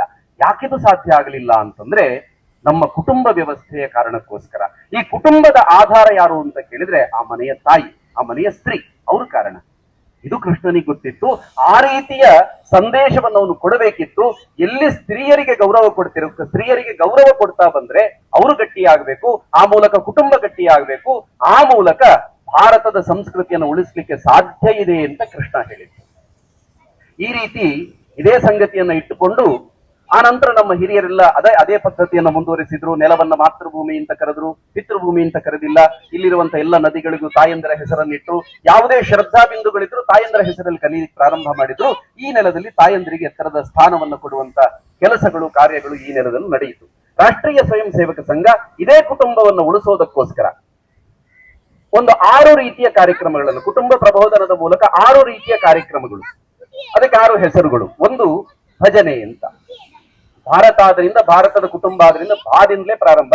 ಭಜನೆ ಅಂತ, ಮನೆ ಮನೆಯಲ್ಲಿ ಭಜನೆ ನಡೀಬೇಕು. ಮತ್ತೆ ಯಾರು ಒಬ್ಬರು ಕೂತ್ಕೊಂಡು ಭಜನೆ ಮಾಡುವುದಲ್ಲ, ಮನೆಯವರೆಲ್ಲ ಸೇರಿ ಭಜನೆ ಮಾಡಬೇಕು ಅಂತ. ಇದರಿಂದ ಮನೆಯವರ ಒಳಗಿನ ಆ ಮನಸ್ಸುಗಳು ಒಂದಾಗತ್ತೆ, ವಿರಸ ದೂರ ಆಗುತ್ತೆ ಅನ್ನೋ ಕಾರಣಕ್ಕೋಸ್ಕರ ಮನೆಯಲ್ಲಿ ಭಜನೆ ನಡೀಬೇಕು. ಮತ್ತೊಂದು ದೈವಿಕ ವಾತಾವರಣ. ಎರಡನೆಯದು ಭೋಜನ. ಭಜನೆ ಆದ್ರೆ ಎರಡನೇದು ಭೋಜನ. ಭೋಜನ ಅಂತಂದ್ರೆ ಇಡೀ ಮನೆಯವರು ಕುಳಿತುಕೊಂಡು ಒಟ್ಟಿಗೆ ಊಟ ಮಾಡಬೇಕು. ಇವತ್ತು ಎಷ್ಟು ಮನೆಯಲ್ಲ ಪದ್ಧತಿ ಇದೆ, ಪದ್ಧತಿ ಉಳಿಸ್ಕೊಳ್ಳಿಕ್ಕೆ ಸಾಧ್ಯ ಆಗಿದೆ, ನಮ್ಮಷ್ಟಕ್ಕೆ ನಾವು ಅವಲೋಕನ ಮಾಡಿಕೊಳ್ಳೋಣ ಯಾರಿಗೆಲ್ಲ ಸಾಧ್ಯ ಆಗಿದೆ ಅಂತ. ಮನೆಯವರು ಒಟ್ಟಿಗೆ ಕೂತ್ಕೊಂಡು ಊಟ ಮಾಡಿದಾಗ ಅಲ್ಲಿ ನಿರ್ಮಾಣವಾಗುವಂತ ಒಂದು ಕೌಟುಂಬಿಕ ವಾತಾವರಣ ಅದು ಎಷ್ಟು ಗಟ್ಟಿಯಾಗಿರುತ್ತೆ ಅಂತಂದ್ರೆ, ಕೇವಲ ನಮ್ಮ ಕುಟುಂಬ ಮಾತ್ರವಲ್ಲ, ಇಡೀ ನಮ್ಮ ಸಂಸ್ಕೃತಿ ಅದು ಅಧಪತನಕ್ಕೆ ಹೋಗದೇ ಇರುವಂತೆ, ವಿಚ್ಛೇದನ ಆಗದಂತೆ ಅದು ತಡೀಲಿಕ್ಕೆ ಸಾಧ್ಯ ಆಗುತ್ತೆ. ಭಜನೆ, ಭೋಜನ, ಭವನ. ಮೂರನೇದು ಭವನ. ಭವನ ಅಂದ್ರೆ ಮನೆ. ಮನೆ ಒಂದು ಕಟ್ಟಡ ಕಟ್ಟಿದಾಗ ಅದಕ್ಕೆ 2 ಕೋಟಿನೋ 3 ಕೋಟಿನೋ ಹಾಕಿ 2-3 ಫ್ಲೋರ್ಗಳನ್ನ ಮಾಡಿ ಅದಕ್ಕೊಂದು ಲಿಫ್ಟ್ ಹಾಕಿ ಒಳಗಡೆ ಒಂದು ಸ್ವಿಮ್ಮಿಂಗ್ ಪೂಲ್ ಹಾಕಿದ ತಕ್ಷಣ ಅದು ಮನೆ ಆಗೋದಿಲ್ಲ. ಅದು ಮನೆ ಆಗಬೇಕು ಅಂತಿದ್ರೆ ಆ ಮನೆಯ ಒಳಗಿನ ಜನರ ಮನಸ್ಸುಗಳು ಒಬ್ರಿಗೊಬ್ಬರು ಬೆಸೆದಿರಬೇಕು. ಮತ್ತು ಮನೆ ಅಂತಂದ್ರೆ ಇವತ್ತು ಹೇಗಿದೆ ಮನೆಗಳು ಅಂತಂದ್ರೆ, ನಮ್ಮ ಹಿಂದಿನ ಕಾಲದಲ್ಲಿ ಮನೆಗಳಿತ್ತು. ಆ ಮನೆಗಳಲ್ಲಿ ನಾವೆಲ್ಲ ಮನೆಯಲ್ಲಿ ಊಟ ಮಾಡ್ತಾ ಇದ್ವಿ. ಮನೆಯ ಪದ್ಧತಿ ಹೇಗಿತ್ತು ನೆನಪು ಮಾಡ್ಕೊಳ್ಳಿ. ನಾವೆಲ್ಲ ಮನೆಯಲ್ಲಿ ಊಟ ಮಾಡ್ತಾ ಇದ್ವಿ. ಊಟ ಮಾಡಿದ ನಂತರ ಜೀರ್ಣವಾಗಿ ಅಳಿದುಳಿದ ಕಶ್ಮಲಗಳನ್ನ ಹಾಕ್ಲಿಕ್ಕೆ ಶೌಚಾಲಯ ಅದು ಮನೆಯಿಂದ ಬಹಳ ದೂರ, ಮನೆಯಿಂದ ಒಂದಷ್ಟು ದೂರದಲ್ಲಿ ಹೋಗಿ ಶೌಚಕ್ಕೆ ಹೋಗ್ತಾ ಇದ್ವಿ. ಆಮೇಲೆ ಮನೆ ಒಳಗಡೆ ಬರಬೇಕು ಅಂತಿದ್ರೆ ಕೈ ಕಾಲು ತೊಳೆದುಕೊಂಡು ತಲೆಗೆಲ್ಲ ನೀರು ಹಾಕೊಂಡು ಮನೆಯ ಒಳಗೆ ಪ್ರವೇಶ ಮಾಡೋದು. ಇವತ್ತೇನಾಗಿದೆ, ಇವತ್ತು ಊಟ ಮಾಡುವುದು ಹೊರಗಡೆ, ಹಾಳು ಮೂಳುಗಳನ್ನ ಹೊರಗಡೆ ತಿನ್ನೋದು, ಆ ತಿಂದದ್ದೆಲ್ಲ ಅಜೀರ್ಣವಾದಾಗ ಅದನ್ನ ಹಾಕೋದಕ್ಕೆ ಮನೆ ಒಳಗಡೆ ಬರೋದು. ಪೂರ್ತಿ ವ್ಯತ್ಯಾಸವಾದಂತಹ ವಾತಾವರಣ ಇದು. ಭವನ ಮತ್ತೆ ವಾಪಸ್ ನಮ್ಮ ಹಿಂದೂ ಕುಟುಂಬ ಪದ್ಧತಿಯ ರೀತಿಯಲ್ಲಿ ಆ ಮನೆ ಇರಬೇಕು, ಆ ವಾತಾವರಣ ಮತ್ತೆ ತರಬೇಕು ಅನ್ನೋ ಕಾರಣಕ್ಕೋಸ್ಕರ ಈ ಭವನದ ಕಲ್ಪನೆ. ಅದರ ಜೊತೆಗೆ ಭೂಷಣ, ನಾವು ಹಾಕುವಂತ ಬಟ್ಟೆ, ಧರಿಸುವಂತ ವೇಷಭೂಷಣಗಳು ಅದು ಹೇಗಿರಬೇಕು, ಅದು ಭಾರತೀಯ ಪದ್ಧತಿಯಲ್ಲಿ ಇರಬೇಕು ಅನ್ನುವಂಥದ್ದು. ಮುಂದೆ ಭಾಷೆ, ನಾವು ಮಾತಾಡುವಂತ ಭಾಷೆ. ನೀವು ಇಂಗ್ಲಿಷ್ ಕಲೀರಿ, ಜರ್ಮನಿ ಕಲೀರಿ, ಫ್ರೆಂಚ್ ಕಲೀರಿ, ಯಾವ್ದು ಬೇಕಾದ್ರೂ ಕಲೀರಿ, ಆದ್ರೆ ಮನೆಯಲ್ಲಿ ಮಾತನಾಡುವಂತ ಭಾಷೆ ಅದು ತಾಯಿಯ ಭಾಷೆ ಆಗಿರಬೇಕು, ಮಾತೃಭಾಷೆ ಆಗಿರಬೇಕು. ನಾವು ಸಹಿ ಹಾಕ್ತೀವೋ ಅದು ಮಾತೃಭಾಷೆಯಲ್ಲಿರಬೇಕು. ಇದು ಕಲ್ಪನೆ ಇರುವಂತದ್ದು. ಕೊನೆಗೆ ಭ್ರಮಣ. ಭ್ರಮಣ ಅಂದ್ರೆ ಮನೆಯವರೆಲ್ಲ ಸೇರಿ ತಿಂಗಳಿಗೆ ಒಮ್ಮೆಯಾದ್ರೂ ಒಂದು ಸಣ್ಣ ತೀರ್ಥಯಾತ್ರೆ ಮಾಡಬೇಕು. ತೀರ್ಥಯಾತ್ರೆ ಅಂತಂದ್ರೆ ಕಾಶಿಗೂ ಅಯೋಧ್ಯೆಗೆ ಹೋಗಬೇಕು ಅಂತಿಲ್ಲ. ಇಲ್ಲೇ ಪಕ್ಕದ ಕುಂಜಾರಗಿರಿಗೆ ಹೋದ್ರೂ ಸಾಕಾಗುತ್ತೆ, ಉಚ್ಚಿಲ ಮಹಾಲಕ್ಷ್ಮಿ ದೇವಸ್ಥಾನಕ್ಕೂ ಹೋದ್ರೂ ಸಾಕಾಗುತ್ತೆ. ತಿಂಗಳಿಗೆ ಒಮ್ಮೆ ಹೋಗಬೇಕು ಅಂದ್ರೆ ಒಟ್ಟು ಕುಟುಂಬ ಒಟ್ಟಿಗಿರಬೇಕು ಅನ್ನೋದಕ್ಕೆ ಈ 6 ರೀತಿಯ ಸಂಗತಿಗಳನ್ನ ಕುಟುಂಬ ಪ್ರಬೋಧನದಲ್ಲಿ ಜೋಡಿಸಿ ಸಂಘ ಆ ಕೆಲಸವನ್ನ ಮಾಡ್ತಾ ಇದೆ. ನಮ್ಮಲ್ಲಿ ಯಾರು ಆ ಕಾರ್ಯದ ಜೊತೆ ಜೋಡಿಕೊಂಡು ಈ ರೀತಿ ಕುಟುಂಬಗಳನ್ನ ಬೆಸೆಯುವಂತ ಕೆಲಸ ಮಾಡಬಹುದು, ನಾವು ಯೋಚನೆ ಮಾಡೋಣ. ಎರಡನೇದು ಸಾಮಾಜಿಕ ಸಾಮರಸ್ಯ. ಸಾಮಾಜಿಕ ಸಾಮರಸ್ಯ ಅಂತಂದ್ರೆ ಇಲ್ಲಿ ಜಾತಿ ಮತ ಪಂಥಗಳನ್ನ ಹೇಳ್ತೀವಿ. ಈ ಜಾತಿಯ ನಡುವೆ ವೈಷಮ್ಯಗಳು ನಮ್ಮ ಈ ಕರಾವಳಿ ಭಾಗದಲ್ಲಿ ಅದನ್ನು ನಾವು ಕಾಣೋದಿಲ್ಲ. ಸ್ವಲ್ಪ ಘಟ್ಟ ಹತ್ತಿ ಮೇಲ್ಭಾಗಕ್ಕೆ ಹೋದ್ರೆ ಇವತ್ತಿಗೂ ತುಂಬಾ ದೊಡ್ಡ ಪ್ರಮಾಣದಲ್ಲಿ ಅವನು ಕೀಳು ಜಾತಿ, ಇವನು ಮೇಲ್ ಜಾತಿ ಅನ್ನುವಂತ ಆ ಕೆಟ್ಟ ಪದ್ಧತಿ ಇವತ್ತಿಗೂ ಇದೆ. ಆ ದೇವಸ್ಥಾನಕ್ಕೆ ಅವರು ಬರ್ಲಿಕ್ಕಿಲ್ಲ ಅಂತ ನಿಷೇಧ ಹಾಕುವಂಥದ್ದು ಇವತ್ತಿಗೂ ನಾವು ಪತ್ರಿಕೆಗಳಲ್ಲಿ ಹೋಗ್ತೀವಿ. ಅಂತ ಕೆಟ್ಟ ಪದ್ಧತಿಗಳು ಇವತ್ತಿಗೂ ಅಲ್ಲಿ ಇರುವಂತದ್ದನ್ನು ನಾವು ಕಾಣ್ತೀವಿ. ಆದ್ರೆ ಇದು ನಮ್ಮ ಸಂಸ್ಕೃತಿಯಲ್ಲಿ ಬಂದಿದ್ದ ಅಂತ ಕೇಳಿದ್ರೆ ಅಲ್ಲ. ನಮ್ಮಲ್ಲಿ ವರ್ಣಗಳಿತ್ತು. ವರ್ಣಗಳು ಅಂದ್ರೆ ಮತ್ತದೊಂದು ಗುಂಪು ಅಲ್ಲ. ಏನದು ವರ್ಣ ಅಂತಂದ್ರೆ ಒಬ್ಬ ವ್ಯಕ್ತಿಯ ಗುಣ. ಚಾತುರ್ವರ್ಣ್ಯಾಂ ಮಯಾ ಸೃಷ್ಟಾಂ ಗುಣಕರ್ಮ ವಿಭಾಗತಃ ಅಂತ ಕೃಷ್ಣ ಹೇಳ್ತಾನೆ. ನಾನು 4 ವರ್ಣಗಳನ್ನ ಸೃಷ್ಟಿ ಮಾಡಿದ್ದೇನೆ ಅಂತ ಕೃಷ್ಣ ಹೇಳಿದ್ದು. ಕೃಷ್ಣ ಹೇಳುವ ಮೊದಲು ಅವನು ಹಾಗೆ ಇದ್ದವನು. ಏನಿದು ವರ್ಣಗಳು ಅಂತ ಸ್ವಲ್ಪ ವಿವರ ಕೊಡ್ತೀನಿ. ಆದ್ರೆ ಇವತ್ತಿನ ಸಮಾಜಕ್ಕೆ ಅದು ಅವಶ್ಯಕತೆ ಇರೋದ್ರಿಂದ ಸಣ್ಣದಾಗಿ ವಿಸ್ತಾರ ಮಾಡಿ ಹೇಳ್ತೀನಿ ಅದನ್ನ.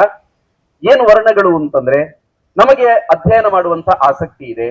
ನಾವೆಲ್ಲ ಒಂದಷ್ಟು ಅಧ್ಯಯನಗಳನ್ನು ಮಾಡ್ತೀವಿ, ಗ್ರಂಥಗಳನ್ನು ಓದ್ತೀವಿ, ಕೃತಿಗಳನ್ನು ಓದ್ತೀವಿ. ಅದು ಓದಿದ್ದನ್ನ ಸಮಾಜಕ್ಕೆ ತಿಳಿಸುವಂತ ಕೆಲಸ ಮಾಡ್ತೀವಿ, ಸಂಶೋಧನೆ ಮಾಡ್ತೀವಿ. ಈ ರೀತಿಯ ಗುಣ ನಮ್ಮಲ್ಲಿದ್ರೆ ನಾವು ಬ್ರಾಹ್ಮಣರು. ಯಾರೋ ಕಷ್ಟದಲ್ಲಿದ್ದಾನೆ, ಅವನನ್ನ ಆ ಕಷ್ಟದಲ್ಲಿರುವವನ್ನ ಸಂರಕ್ಷಣೆ ಮಾಡಬೇಕು ಅಂತ ಧಾವಿಸುವಂತ ಗುಣ ಮತ್ತು ಆ ಶಕ್ತಿ, ಅವನ ಕಾಪಾಡುವಂತ ಶಕ್ತಿ ನನ್ನಲ್ಲಿದ್ರೆ ನಾನು ಕ್ಷತ್ರಿಯ. ಈ ಸಮಾಜಕ್ಕೆ ಬೇಕಾದಂತ ಆಹಾರ ಇತ್ಯಾದಿ ಉತ್ಪಾದನೆಗಳನ್ನ ಮಾಡುವಂತ ಆ ಕೆಲಸದಲ್ಲಿ ನಾನು ತೊಡಗಿಕೊಂಡ್ರೆ ನಾನು ವೈಶ್ಯ. ಇನ್ನು ಯಾರಿಗಾದರೂ ಸೇವೆಯ ಅವಶ್ಯಕತೆ ಇದೆ, ಅವರು ದುಃಖದಲ್ಲಿದ್ದಾರೆ, ಅವರ ಸೇವೆಯ ಅವಶ್ಯಕತೆ ಇದೆ, ಸೇವೆ ಮಾಡುವವನು ಶೂದ್ರ. ಇವತ್ತು ಈ ಶೂದ್ರ ಅನ್ನೋ ಶಬ್ದವನ್ನ ಎಷ್ಟು ಕುಲಗೆಡಿಸಿ ಬಿಟ್ಟಿದ್ದಾರೆ ಅಂತಂದ್ರೆ, ಯಾರಾದ್ರೂ ಶೂದ್ರ ಅಂತಂದ್ರೆ ನಮಗೆ ಅವಮಾನ ಆಗತ್ತೆ. ಆದ್ರೆ ಶೂದ್ರ ಅಂದ್ರೆ ಅದು ಅವಮಾನ ಪಟ್ಟುಕೊಳ್ಳುವಂತ ಸಂಗತಿ ಅಲ್ಲ. ಶೂದ್ರ ಅಂದ್ರೆ ಹೆಮ್ಮೆ ಪಟ್ಟುಕೊಳ್ಳುವಂತ ಸಂಗತಿ. ಏನು ಶೂದ್ರ ಅಂದ್ರೆ ಶುಚಾತ್ ದ್ರವತಿ ಇತಿ ಶೂದ್ರಾಹ ಅಂತ. ಅಂದ್ರೆ ಯಾರು ಕಷ್ಟದಲ್ಲಿರುವಾಗ ಅವನಿಗೆ ಸೇವೆ ಮಾಡಬೇಕು ಅಂತ ಯಾರ ಮನಸ್ಸು ದ್ರವಿಸುತ್ತದೋ, ಕರುಣೆ ಉಕ್ಕಿ ಬರುತ್ತದೋ, ಅವನು ಶೂದ್ರ ಅಂತ. ಇಷ್ಟು ಸುಂದರವಾಗಿರೋದನ್ನು ಕುಲಗೆಡಿಸುವಂಥದ್ದು ಬ್ರಿಟಿಷರ ಕಾಲದಲ್ಲಾಯ್ತು, ಆನಂತರದ ಕಾಲಘಟ್ಟದಲ್ಲಿ ಯಥೇಚ್ಛವಾಗಿ ನಡೆಯಿತು. ಕೃಷ್ಣ ಅವನು ಹುಟ್ಟಿದ್ದು ಕ್ಷತ್ರಿಯ ಕುಲದಲ್ಲಿ, ಅವನು ಬೆಳೆದಿದ್ದು ನಂದಗೋಪ, ಅವನು ವೈಶ್ಯರ ಕುಲದಲ್ಲಿ ಬೆಳೆದ. ಇಡೀ ಭಗವದ್ಗೀತೆಯನ್ನ ಬೋಧನೆ ಮಾಡಿ ಅವನು ಬ್ರಾಹ್ಮಣ ಅಂತ ಅನಿಸಿಕೊಂಡ, ಮತ್ತು ಸೇವೆ ಶೂದ್ರ ಅಂತನೂ ಅನಿಸಿಕೊಂಡ. ಕೃಷ್ಣ ಅನೇಕರ ಸೇವೆ ಮಾಡಿದ, ಅನೇಕರ ಸೇವೆ. ಒಬ್ಬ ಕುಚೇಲ ಹಿಡಿ ಅವಲಕ್ಕಿಯನ್ನು ತಗೊಂಡ್ಬಂದಾಗ ಆ ಅವಲಕ್ಕಿಗೋಸ್ಕರ ಅವನನ್ನು ಆಲಂಗಿಸಿಕೊಂಡು ಅವನನ್ನ ಕರ್ಕೊಂಡು ಹೋಗಿ ಅವನ ಪಾದವನ್ನು ತೊಳೆದು ಅವನ ಆ ಪಾದದ ಬಳಿಯಲ್ಲೇ ಕುಳಿತುಕೊಂಡು ಅವನ ಸೇವೆ ಮಾಡ್ತಾನೆ ಕೃಷ್ಣ. ಅರ್ಜುನನ ಸಾರಥಿ ಆಗೋದು ಅಂದ್ರೆ ಕೇವಲ ಕುದುರೆ ಓಡಿಸೋದಲ್ಲ. ಪ್ರತಿನಿತ್ಯ ಯುದ್ಧ ಮುಗಿದ ನಂತರ ಕುದುರೆಗಳಿಗೆ ಸ್ನಾನ ಮಾಡಿಸ್ಬೇಕು. ಅದನ್ನ ಇನ್ಯಾರು ಮಾಡ್ತಾ ಇರ್ಲಿಲ್ಲ, ಸ್ವತಃ ಕೃಷ್ಣನೇ ಮಾಡ್ತಾ ಇದ್ದ. ಕುದುರೆಗಳಿಗೆ ಸ್ನಾನ ಮಾಡಿಸ್ಬೇಕು. ಇನ್ನು ರಾಜಸೂಯ ಯಾಗ ನಡೀತಾ ಇದೆ. ಅಲ್ಲಿ ವಿಷ್ಣುವಿನ ಅವತಾರಗಳು ಅಂತ ಇರುವಂತವರೇ 3 ಜನ ಇದ್ದಾರೆ. ವ್ಯಾಸರಿದ್ದಾರೆ, ಪರಶುರಾಮ ಇದ್ದಾನೆ, ಕೃಷ್ಣ ಇದ್ದಾನೆ. ಇಲ್ಲಿ ಮುಖ್ಯ ಯಾರಾಗಬೇಕು, ಯಾರಿಗೆ ಮುಖ್ಯ ಪೂಜೆ ಸಲ್ಲಬೇಕು ಅಂತ ಬಂದಾಗ ಭೀಷ್ಮರು ಎದ್ದು ನಿಂತು ಹೇಳ್ತಾರೆ ಅದು ಕೃಷ್ಣನಿಗೆ ಸೇರ್ಬೇಕು ಅಂತ. ಕೃಷ್ಣನಿಗೆ ಅಗ್ರ ಪೂಜೆ ಅಂತ ಹೇಳ್ತಾರೆ. ಅದೇ ಕೃಷ್ಣ ಎಲ್ಲಿದ್ದ? ಇವರೆಲ್ಲ ಒಳಗಡೆ ಇದ್ರು, ವ್ಯಾಸರು ಇದ್ರು, ಪರಶುರಾಮರು ಇದ್ರು. ಕೃಷ್ಣ ಹೊರಗಡೆ ಬಾಗಿಲಲ್ಲಿ ಒಳಗೆ ಬರ್ತಾ ಇದ್ದವರ ಕಾಲಿಗೆ ನೀರು ಹಾಕಿ ಸೇವೆ ಮಾಡ್ತಾ ಇದ್ದ. ಕೊನೆಗೆ ಯುದ್ಧದ ಸಂಧಾನಕ್ಕೆ ಅಂತ ಹೋಗುವಾಗ ಅವನು ದುರ್ಯೋಧನನ ಮನೆಯಲ್ಲಿ ಉಳಿಲಿಲ್ಲ. ಸ್ವತಃ ನಮಗೆಲ್ಲ ಇವತ್ತು ವಿಷ್ಣು ಸಹಸ್ರನಾಮ ಹೇಳ್ತೀವಿ, ಅದನ್ನ ಹೇಳಿದಂತ ಭೀಷ್ಮರ ಮನೆಗೂ ಹೋಗ್ಲಿಲ್ಲ, ಆಚಾರ್ಯ ದ್ರೋಣರ ಮನೆಯಲ್ಲೂ ಉಳಿಲಿಲ್ಲ. ಅವನು ಉಳಿದದ್ದು ದಾಸಿಯ ಮಗ ವಿದುರನ ಮನೆಯಲ್ಲಿ ಉಳಿದ. ಅವನೆಲ್ಲೂ ಜಾತಿ ನೋಡ್ಲಿಲ್ಲ, ಜಾತಿ ಕೇಳಲೇ ಇಲ್ಲ. ಜಾತಿ ಕೇಳೋದೇ ಆಗಿದ್ರೆ ಕುಬ್ಜೆಯ ಜಾತಿಯನ್ನು ಅವನು ಕೇಳ್ತಾ ಇದ್ದ, ತ್ರಿವಕ್ರೆಯ ಜಾತಿಯನ್ನೇ ಕೇಳಲಿಲ್ಲ. ಅವನೇನ್ ಮಾಡ್ದ? ಇತ್ತೀಚೆಗೆ ನಮ್ಮ ನಗಲಿದಂತ ಶ್ರೇಷ್ಠ ಕವಿ ಎಚ್.ಎಸ್. ವೆಂಕಟೇಶ್ ಮೂರ್ತಿ ಬರೀತಾರೆ, ಅಂದ ಕೊಟ್ಟ ರಾಧೆಗೆ ಗಂಧ ಕೊಟ್ಟ ಮಾಧವ ಅಂತ. ಗಂಧ ಕೊಟ್ಟ ರಾಧೆಗೆ ಅಂದ ಕೊಟ್ಟ ಮಾಧವ ಅಂತ ಬಹಳ ಸುಂದರವಾಗಿ ಬರೀತಾರೆ. ಕೃಷ್ಣ ಇದೆಲ್ಲವನ್ನ ಒಬ್ಬನೇ ಎಲ್ಲವೂ ಆಗಬಹುದು. ನೀನು ಬ್ರಾಹ್ಮಣನಾಗ್ಬೋದು, ವೈಶ್ಯನಾಗ್ಬೋದು, ಶೂದ್ರನಾಗ್ಬೋದು, ಕ್ಷತ್ರಿಯನಾಗ್ಬೋದು ಅಂತ ಅವನು ತನ್ನ ಜೀವನದಲ್ಲಿ ನಡೆದ, ಅದನ್ನೇ ನುಡಿದ. ನುಡಿದಂತೆ ನಡೆದವನ ಅಥವಾ ನಡೆದಂತೆ ನುಡಿದವನ ಅಡಿಗೆನ್ನ ನಮನ ಅಂತ ಒಬ್ಬ ಕವಿ ಬರೆದಿದ್ದಾರೆ. ನಾವು ಆ ರೀತಿ ಕೃಷ್ಣ ಸುಮ್ಮನೆ ಉಪದೇಶ ಮಾಡಿಲ್ಲ, ಅವನು ಸ್ವತಃ ಆ ರೀತಿ ಬದುಕಿದ, ಅದನ್ನು ನಮಗೆ ಹೇಳಿದ. ಆ ರೀತಿ ಸೇವೆ ಮಾಡುವಂತ ಕಾರ್ಯ, ಸೇವೆಯ ಕಾರ್ಯ, ಈ ಜಾತಿಗಳ ಮಧ್ಯೆ ಇರುವ ಕಂದಕಗಳನ್ನ ದೂರ ಮಾಡಿ ಎಲ್ಲರನ್ನ ಬೆಸೆಯುವಂತ ಕಾರ್ಯ, ಸಾಮರಸ್ಯದ ಕಾರ್ಯದಲ್ಲಿ ನಾವೇನಾದ್ರೂ ಜೋಡ್ಕೊಳ್ಬಹುದಾ? ಇದನ್ನ ಯೋಚನೆ ಮಾಡಬೇಕು. ಮುಂದಕ್ಕೆ ಉಳಿದದ್ದೆಲ್ಲವನ್ನ ಸಂಕ್ಷಿಪ್ತವಾಗಿ ಮಾಡ್ತೀನಿ. ಪರ್ಯಾವರಣ ಅಂತ ಬರುತ್ತೆ, ಪರಿಸರ ರಕ್ಷಣೆ. ಇದು 3ನೇ ಭಾಗ. ಪಂಚ ಪರಿವರ್ತನೆಗಳಲ್ಲಿ 3ನೇದು ಪರ್ಯಾವರಣ. ಕೃಷ್ಣನೇ ಜಗತ್ತಿನ ಮೊದಲ ಪರ್ಯಾವರಣ ರಕ್ಷಕ, ಜಗತ್ತಿನ ಮೊದಲ ಪರಿಸರವಾದಿ ಶ್ರೀಕೃಷ್ಣ. ಅವನು ಇಂದ್ರನಿಗೆ ಪೂಜೆ ಬೇಡ, ಗೋವರ್ಧನಗಿರಿಗೆ ಪೂಜೆ ಮಾಡಿ ಅಂತ ಹೇಳಿದ. ಗೋವರ್ಧನಗಿರಿಗೆ ಪೂಜೆ ಮಾಡೋದ್ರಿಂದ ಮಳೆ ಬೆಳೆ ಆಗುತ್ತೆ, ಗೋವುಗಳಿಗೆ ಪೂಜೆ ಮಾಡೋದ್ರಿಂದ ಸಮೃದ್ಧಿ ಬರುತ್ತೆ ಅಂತ ಪ್ರಕೃತಿ ಪೂಜೆ ಮಾಡಿ ಅಂತ ಹೇಳಿದವನು ಕೃಷ್ಣ. ಆ ಪರಿಸರವನ್ನ ಅವನು ಗೋಕುಲವನ್ನ ಬಿಡುವಾಗ ಕೊಟ್ಟಂತ ಕಾರಣ, ಗೋಕುಲದಲ್ಲಿ ಇವತ್ತು ಮರ ಗಿಡಗಳು ನಾಶವಾಗಿದೆ, ಪಕ್ಷಿಗಳು ಗೂಡು ಕಟ್ಟಲಿಕ್ಕೆ ಸಾಧ್ಯವಾಗ್ತಾ ಇಲ್ಲ, ಹಾಗಾಗಿ ನಾನು ಗೋಕುಲವನ್ನು ಬಿಡ್ತಾ ಇದ್ದೇನೆ ಅಂತ ಕೃಷ್ಣ ಹೇಳ್ತಾನೆ. ಎಲ್ಲಿ ಮರಗಡಿಗಳು ಇರೋದಿಲ್ವೋ ಅಲ್ಲಿ ಕೃಷ್ಣ ಇರೋದಿಲ್ಲ. ಹಾಗಾಗಿ ಎಲ್ಲೆಲ್ಲ ಪರಿಸರ ನಾಶವಾಗ್ತಾ ಇದೆಯೋ ಅಲ್ಲಿ ಪ್ರಕೃತಿಯಲ್ಲಿ ಮತ್ತೆ ಆ ಪ್ರಕೃತಿಯನ್ನು ಬೆಳೆಸುವಂತ ಆ ಪರ್ಯಾವರಣದ ಕಾರ್ಯದಲ್ಲಿ ನಾವು ನಮ್ಮನ್ನು ಜೋಡಿಸ್ಕೊಳ್ಬಹುದಾ? ಇದು ನಾವು ಯೋಚನೆ ಮಾಡುವಂತ ಸಂಗತಿ. ನಾಗರಿಕ ಶಿಷ್ಟಾಚಾರ ಅಂದ್ರೆ ಬೆಳಗ್ಗೆ ಎದ್ದ ತಕ್ಷಣ ಎದ್ದು ರಾತ್ರಿ ಮಲಗುವ ತನಕ, ರಾತ್ರಿ ಮನೆಗೆ ಹೋಗಿ ಮಲಗ್ತೀವಿ, ಈ ನಡುವೆ ನಾವು ಏನೆಲ್ಲ ಕಾರ್ಯಗಳನ್ನ ಮಾಡ್ತೀವೋ ಅದರಲ್ಲಿ ಒಬ್ಬನಿಗೂ ನಾನು ತೊಂದರೆಯಾಗದೇ ಇರುವ ಹಾಗೆ ನಡೆದುಕೊಳ್ಳುವುದು ನಿಜವಾದ ನಾಗರಿಕ ಶಿಷ್ಟಾಚಾರ. ಧೃತರಾಷ್ಟ್ರನಿಗೆ ಕೃಷ್ಣ ಹೇಳ್ತಾನೆ, ಈಗ ಯುದ್ಧವನ್ನ ನಿಲ್ಲಿಸುವುದಿದ್ರೆ ನಿನಗೆ ಮತ್ತು ನನಗೆ ಮಾತ್ರ ಸಾಧ್ಯ, ನಾವಿಬ್ರು ಸಾಧ್ಯ. ನಾನು ಪಾಂಡವರಿಗೆ ಹೇಳ್ತೀನಿ, ನೀನು ದುರ್ಯೋಧನಿಗೆ ಹೇಳು, ಯುದ್ಧ ನಿಲ್ಲಿಸ್ಬಿಡೋಣ ಅಂತ. ಆಗ ಧೃತರಾಷ್ಟ್ರ ಹೇಳ್ತಾನೆ, ನಿನ್ನ ಮಾತು ಪಾಂಡವರು ಕೇಳಬಹುದು, ನನ್ನ ಮಾತನ್ನ ದುರ್ಯೋಧನ ಕೇಳೋದಿಲ್ಲ ಅಂತ. ಮಕ್ಕಳಿಗೆ ಸಂಸ್ಕಾರ ಕೊಡದೇ ಇದ್ರೆ, ಒಬ್ಬ ನಾಗರಿಕನಾಗಿ ಹೇಗಿರಬೇಕು ಅಂತ ತಂದೆ ತಾಯಿ ಸಂಸ್ಕಾರ ಕೊಡದೇ ಇದ್ರೆ, ಅಲ್ಲಿ ಅಧರ್ಮವನ್ನ ನಾಶ ಮಾಡ್ಲಿಕ್ಕೋಸ್ಕರ ಕೃಷ್ಣ ಬರ್ತಾನೆ ಅಂತ. ಈ ನಾಗರಿಕ ಒಂದು ಸಮಾಜದ ಮಧ್ಯೆ ಬಂದಾಗ ನಮ್ಮ ಮಕ್ಕಳು ಹೇಗಿರಬೇಕು ಅಂತ ಹೇಳಿಕೊಡುವಂಥದ್ದು. ಬಾಯಲ್ಲಿ ಉಗುಳಿದೆ, ಎಲ್ಲಿ ಉಗುಳಬೇಕು ಅಂತ, ರಸ್ತೆಯಲ್ಲಿ ಉಗುಳಬಾರದು ಅಂತ ಅದು ಹೇಳಿಕೊಡುವಂಥದ್ದು. ಒಂದು ಐಸ್ ಕ್ರೀಮ್ ನ ರ್ಯಾಪರ್ ಅನ್ನ ತೆಗೆದು ಅದನ್ನ ಕಸದ ಬುಟ್ಟಿಗೆ ಹಾಕಬೇಕು ಅನ್ನುವಂತ ಪ್ರಶ್ನೆ. ಎಲ್ಲೋ ಒಂದು ಗಾಡಿಯನ್ನ ಪಾರ್ಕ್ ಮಾಡ್ತೇವೆ, ನಾನು ಗಾಡಿಯನ್ನ ನಿಲ್ಲಿಸಿದ ತಕ್ಷಣ ಇದರಿಂದಾಗಿ ಇನ್ಯಾರೋ ಮೊದಲು ಬಂದವರಿಗೆ ಅಥವಾ ನಂತರ ಬಂದು ಪಾರ್ಕ್ ಮಾಡುವವರಿಗೆ ತೊಂದರೆ ಆಗ್ತಾ ಇದೆಯಾ? ಈ ಸಣ್ಣ ಸಣ್ಣ ಸಂಗತಿಗಳು, ಇದು ನಾಗರಿಕ ಶಿಷ್ಟಾಚಾರ. ಇಂಥ ನಾಗರಿಕ ಶಿಷ್ಟಾಚಾರವನ್ನ ಸಮಾಜದಲ್ಲಿ ಹೆಚ್ಚು ಮಾಡುವುದರಲ್ಲಿ ನಾವೇನಾದ್ರೂ ನಮ್ಮನ್ನು ತೊಡಗಿಸಿಕೊಳ್ಳಬಹುದಾ? ಕೊನೆಯದ್ದು ಸ್ವದೇಶಿ. ಸ್ವದೇಶಿ ಅಂದ್ರೆ ಕೇವಲ ವಸ್ತುಗಳನ್ನು ಉಪಯೋಗ ಮಾಡುವುದು ಮಾತ್ರವಲ್ಲ, ಸ್ವದೇಶಿ ವಸ್ತುಗಳು ಮಾತ್ರವಲ್ಲ, ಆ ಸ್ವತ್ವ, ನಮ್ಮ ಪರಂಪರೆಯ ರೀತಿಯಲ್ಲಿ ನಾವು ಬದುಕೋದು. ಸ್ವದೇಶಿ ಅಂತಂದ್ರೆ ಕೃಷ್ಣನ ಹಾಗೆ ಬದುಕೋದು. ಈ ರೀತಿ ಸ್ವದೇಶಿ ಚಿಂತನೆಯನ್ನ ಸಮಾಜದಲ್ಲಿ ಮೂಡ್ಲಿಕ್ಕೆ ನಮಗೆ ಸಾಧ್ಯ ಇದೆಯಾ? ಈ 5 ಸಂಗತಿಗಳಲ್ಲಿ ನಾನು ಯಾವುದನ್ನ ಮಾಡಬಹುದು? ಸಂಘಕ್ಕೆ 100 ವರ್ಷ ಆಗಿದೆ. ಆ 100 ವರ್ಷದ ಸಂದರ್ಭದಲ್ಲಿ ನಾನು ಉಪಸ್ಥಿತನಿದ್ದೇನೆ. ಈ ಸಂದರ್ಭಕ್ಕೆ ನಾನು ಏನಾದರೂ ಸಣ್ಣ ಕಾರ್ಯವನ್ನು ಸಂಘದಲ್ಲಿ ಮಾಡಬೇಕು. ಈ ಪಂಚ ಪರಿವರ್ತನೆಗಳು, ಅಷ್ಟೂ ಕಾರ್ಯವನ್ನು ಒಬ್ಬರು ಮಾಡೋದಾದ್ರೂ ಸಂತೋಷ, ಅಥವಾ ಯಾವುದಾದ್ರೂ ಒಂದು ಕಾರ್ಯಕ್ಕೆ ನಾನು ಜೋಡಿಕೊಳ್ಳುತ್ತೇನೆ ಅನ್ನುವಂತ ಸಂಕಲ್ಪವನ್ನ ನಾವು ಈ ಸಂದರ್ಭದಲ್ಲಿ ಮಾಡಬೇಕಾದಂತ ಅವಶ್ಯಕತೆ ಇದೆ. ಆ ರೀತಿಯ ಒಂದು ಸಂಕಲ್ಪವನ್ನ ಈ ಶುಭ ದಿನದಲ್ಲಿ ನಾವೆಲ್ಲರೂ ಮಾಡಬೇಕು ಅಂತ ಪ್ರಾರ್ಥನೆಯನ್ನ ಮಾಡಿಕೊಳ್ತಾ, ಇವತ್ತಿನ ಕಾರ್ಯಕ್ರಮದಲ್ಲಿ ಈ ಊರಿನ ಹಿರಿಯರು ಅವರು ನಮ್ಮ ಕಾರ್ಯಕ್ರಮದ ಅಧ್ಯಕ್ಷತೆಯನ್ನು ವಹಿಸಿದ್ದಾರೆ. ಅವರು ಈ ವಿಜಯದಶಮಿ ಉತ್ಸವದ ಕುರಿತಾಗಿ ಒಂದೆರಡು ಮಾತುಗಳನ್ನು ಆಡಬೇಕು ಅಂತ ನಾನು ವಿನಂತಿಸಿಕೊಳ್ತಾ ಇದ್ದೀನಿ. ಪೂರಾ ವಿಸ್ತಾರವಾದ ಭಾಷಣ ಮಲ್ತದ ಉಪ್ಪುನಾರು ಆರ್ಲ ನಮ್ಮ ಊರದವರೇ ಇತ್ತಿನಾರು ಪಂಡ್ರೆಲ್ಲ ನಂಗೆ ಮಸ್ತ್ ಹೆಮ್ಮೆ ಆದಪ್ಪುನು. ಅಂಚನೆ ನಮ್ಮ ಭಾರತ ದೇಶದ ನಮ್ಮ ಪ್ರಧಾನಿ ಏನ ಮೋದಿಜಿಲ್ಲ ನಮ್ಮ ಸಂಘದ ಕಾರ್ಯಕರ್ತರೇ ಆದ ಉಲ್ಲೇರ ಪಂಡದ ಪಂಡ್ರೆಗ್ಲ ನಂಗೆ ಮಸ್ತ್ ಹೆಮ್ಮೆ ಆದುಂಡು. ಸಂಘದ ಬಗ್ಗೆ ಜಾಸ್ತಿ ಗೊತ್ತಿಲ್ಲ. ನಮ್ಮ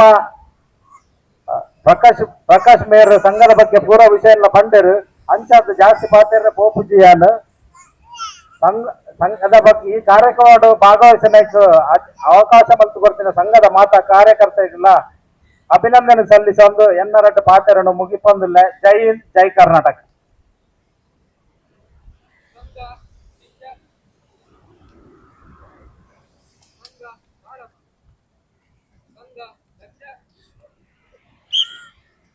ನಮಸ್ತೆ ಸದಾ ವತ್ಸಲೆ ಮಾತೃಭೂಮೆ, ನಮಸ್ತೆ ಸದಾ ವತ್ಸಲೆ ಮಾತೃಭೂಮೆ, ಯಾ ಹಿಂದೂ ಭೂಮೆ ಸಂವರ್ಧಿತೋಹಂ, ಯಾ ಹಿಂದೂ ಭೂಮೆ ಸಂವರ್ಧಿತೋಹಂ, ಮಹಾಮಂಗಲೇ ಪುಣ್ಯಭೂಮೆ ತ್ವದರ್थे, ಮಹಾಮಂಗಲೇ ಪುಣ್ಯಭೂಮೆ ತ್ವದರ್थे, शकायो नमस्ते नमस्ते, शकायो नमस्ते नमस्ते, प्रभो शक्तिमन् हिंदुराष्ट्रांग भूता, प्रभो शक्तिमन् हिंदुराष्ट्रांग इमे सादरं त्वां नमामो वयम्,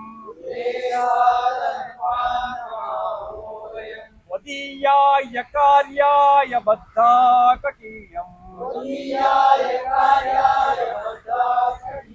शुभामाशिषं देहि तत्पूर्तये, अजय्य देहीश शक्तिम् सुशीलं जगतेन नम्रं भवेत् ऋतं चैव यत्कण्टकाकीर्णमार्गम् वयं स्वीकृतन्ना सुगङ्कारयेत्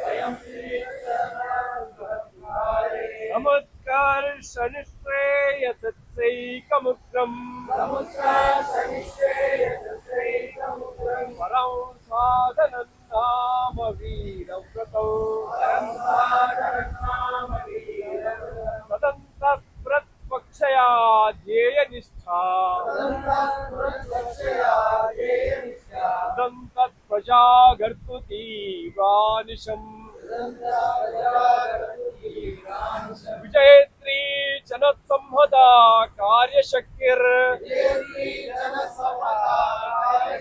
विहायास्य धर्मस्य संरक्षणम्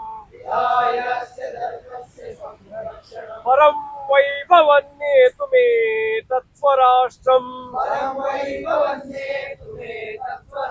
समर्था भवत्वाशिषा ते वृषम् भारत माता की जय। ध्वज प्रणाम 1 2 3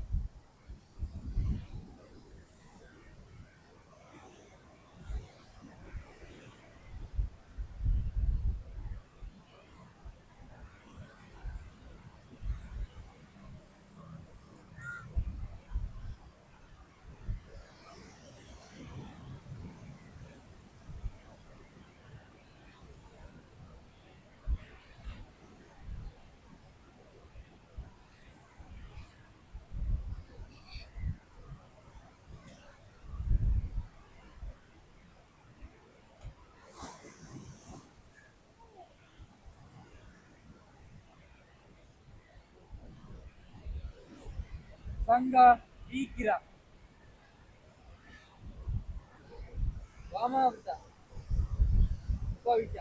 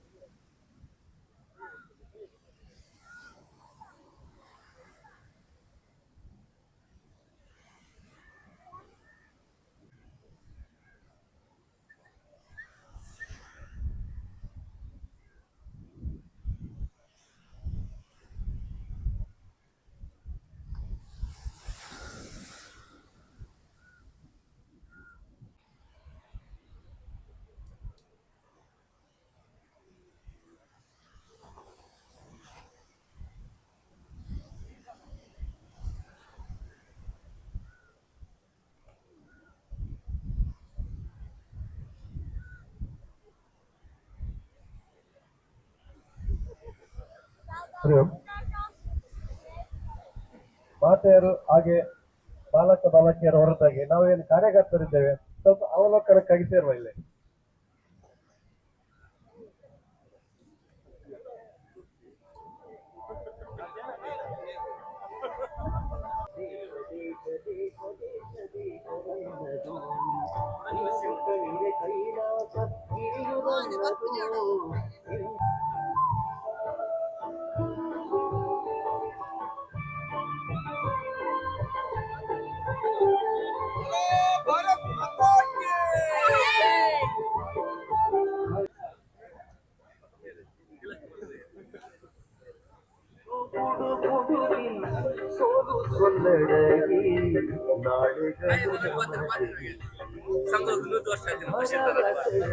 మీరు పార్టీలోకి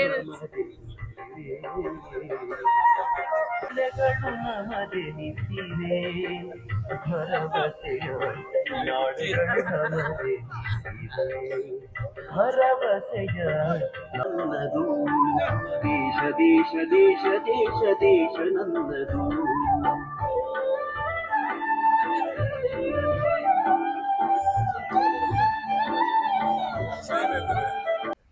ಎಸ್ ಪ್ರಿಯರ್ ಇತ್ತ ಎಂಕಲ್ನ ಎಂಕಲ್ನತ್ತು ನಮ್ಮ ರಾಷ್ಟ್ರೀಯ ಸ್ವಯಂ ಸೇವಕ ಸಂಘ RSS ದ ಏನ 100ನೇ ವರ್ಷದ ಉತ್ಸವ ವರ್ಷಲ ಉತ್ಸವ ಒಪ್ಪುಂಡು ವಿಜಯದಶಮಿ ದಾನಿ ಈ ಸರ್ತಿ ಅವೇ ಬೌದ್ಧಿಕ್ದಾರ್ ಪಂಡೇರು ಮಸ್ತ್ ಲಾಯ್ಕಡೆ ಎಕ್ಸ್ಪ್ಲೇನ್ ಮಲ್ತೀರಿ ಅಂದ ಇದರ ಜಾಸ್ತಿ ದಲ್ಲ ಪಂಡ್ರೆ ಗೊತ್ತು ಜಂಕ್ ಪಂಡ್ರೆಗ್ಲ ಗೊತ್ತುಜಿ ಪಂಡ್ರೆಗ್ಲ ಹೆಜ್ಜೆ ಅವೇಡ್ ಜಾಸ್ತಿ ದಲ್ಲ ಸಂಘದ ಪುದರ್ನ ಮಸ್ತ್ ಜನ ಯೂಸ್ ಮಲ್ತೊಂದು ಹಾಳು ಮಲ್ಪೇರು ನಿಗಲಿಟ್ಟ ತುಯ್ಯರು ಸಂಘದ ಕಾರ್ಯಕ್ರಮ ಶಿಸ್ತು ಸಮಯ ಸರಿಯಾದ ಎಂಕಲ್ ಬೇತೆ ಪೂರ ಕಾರ್ಯಕ್ರಮ ಫೋನ್ 10-20 ನಿಮಿಷ ಲೇಟ್ ಆದ್ ಬೋಪಿನಾಗಲಿ ಈ ಕಾರ್ಯಕ್ರಮಕ್ಕೂ 10 ನಿಮಿಷ ದುಂಬು ಬೈದ ಪೂರ ಕಾರ್ಯಕರ್ತೆಯರು ಲಂಚನೆ 10 ನಿಮಿಷ ದುಂಬು ಬರ್ಪೇರು ಒಂದು ಸಂಘದ ಶಿಸ್ತು ಒಂದು ಶಿಸ್ತದ ಬಗ್ಗೆ ಗೊತ್ತು ಪಂದಿನಗಲು ಸಂಘದ ಬಗ್ಗೆ ಬೊರ್ಚಾಂದಿನ ಪುರ ಪನ್ನೊಂದು ಪಿರೋಡು ಸಂಘ ಅಂಚ ಮಲ್ಪುಡು ಬೊಕ್ಕ ಏನೇನ ಬೊರ್ಚಾಂದಿನ ಪುರ ಪನ್ಪೇರು ಮಸ್ತ್ ಅಂಡ ಸಂಘದ ಕಾರ್ಯಕ್ರಮ ಸಂಘ ಪಂಡ ಏನ ಪಂದು ಇಂಚ ಉಪ್ಪುಂಡು ಸಂಘದ ಕಾರ್ಯಕ್ರಮ ಇಂಚ ಉಪ್ಪುಂಡು ನಿಗಲ್ಲ ರಾಷ್ಟ್ರೀಯ ಸ್ವಯಂ ಸೇವಕ ಸಂಘದ ಕಾರ್ಯಕರ್ತರಾದಿತ್ತಂಡ ಕಮೆಂಟೆಡ್ ಪನ್ನೆ ನಿಗಲ್ಲ ಊರುಡ್ಲ ಒಂದು ಉತ್ಸವ ನಡತಂಡ ಪಂದು ಒಂದು ವಿಡಿಯೋ ನಿಗಲ್ಲ ಇಷ್ಟ ಆದಿತ್ತಂಡ ಲೈಕ್ ಮಲ್ಪ್ಲೆ ಶೇರ್ ಮಲ್ಪ್ಲೆ ಸಬ್ಸ್ಕ್ರೈಬ್ ಮಲ್ಪ್ಲೆ ಥ್ಯಾಂಕ್ ಯು.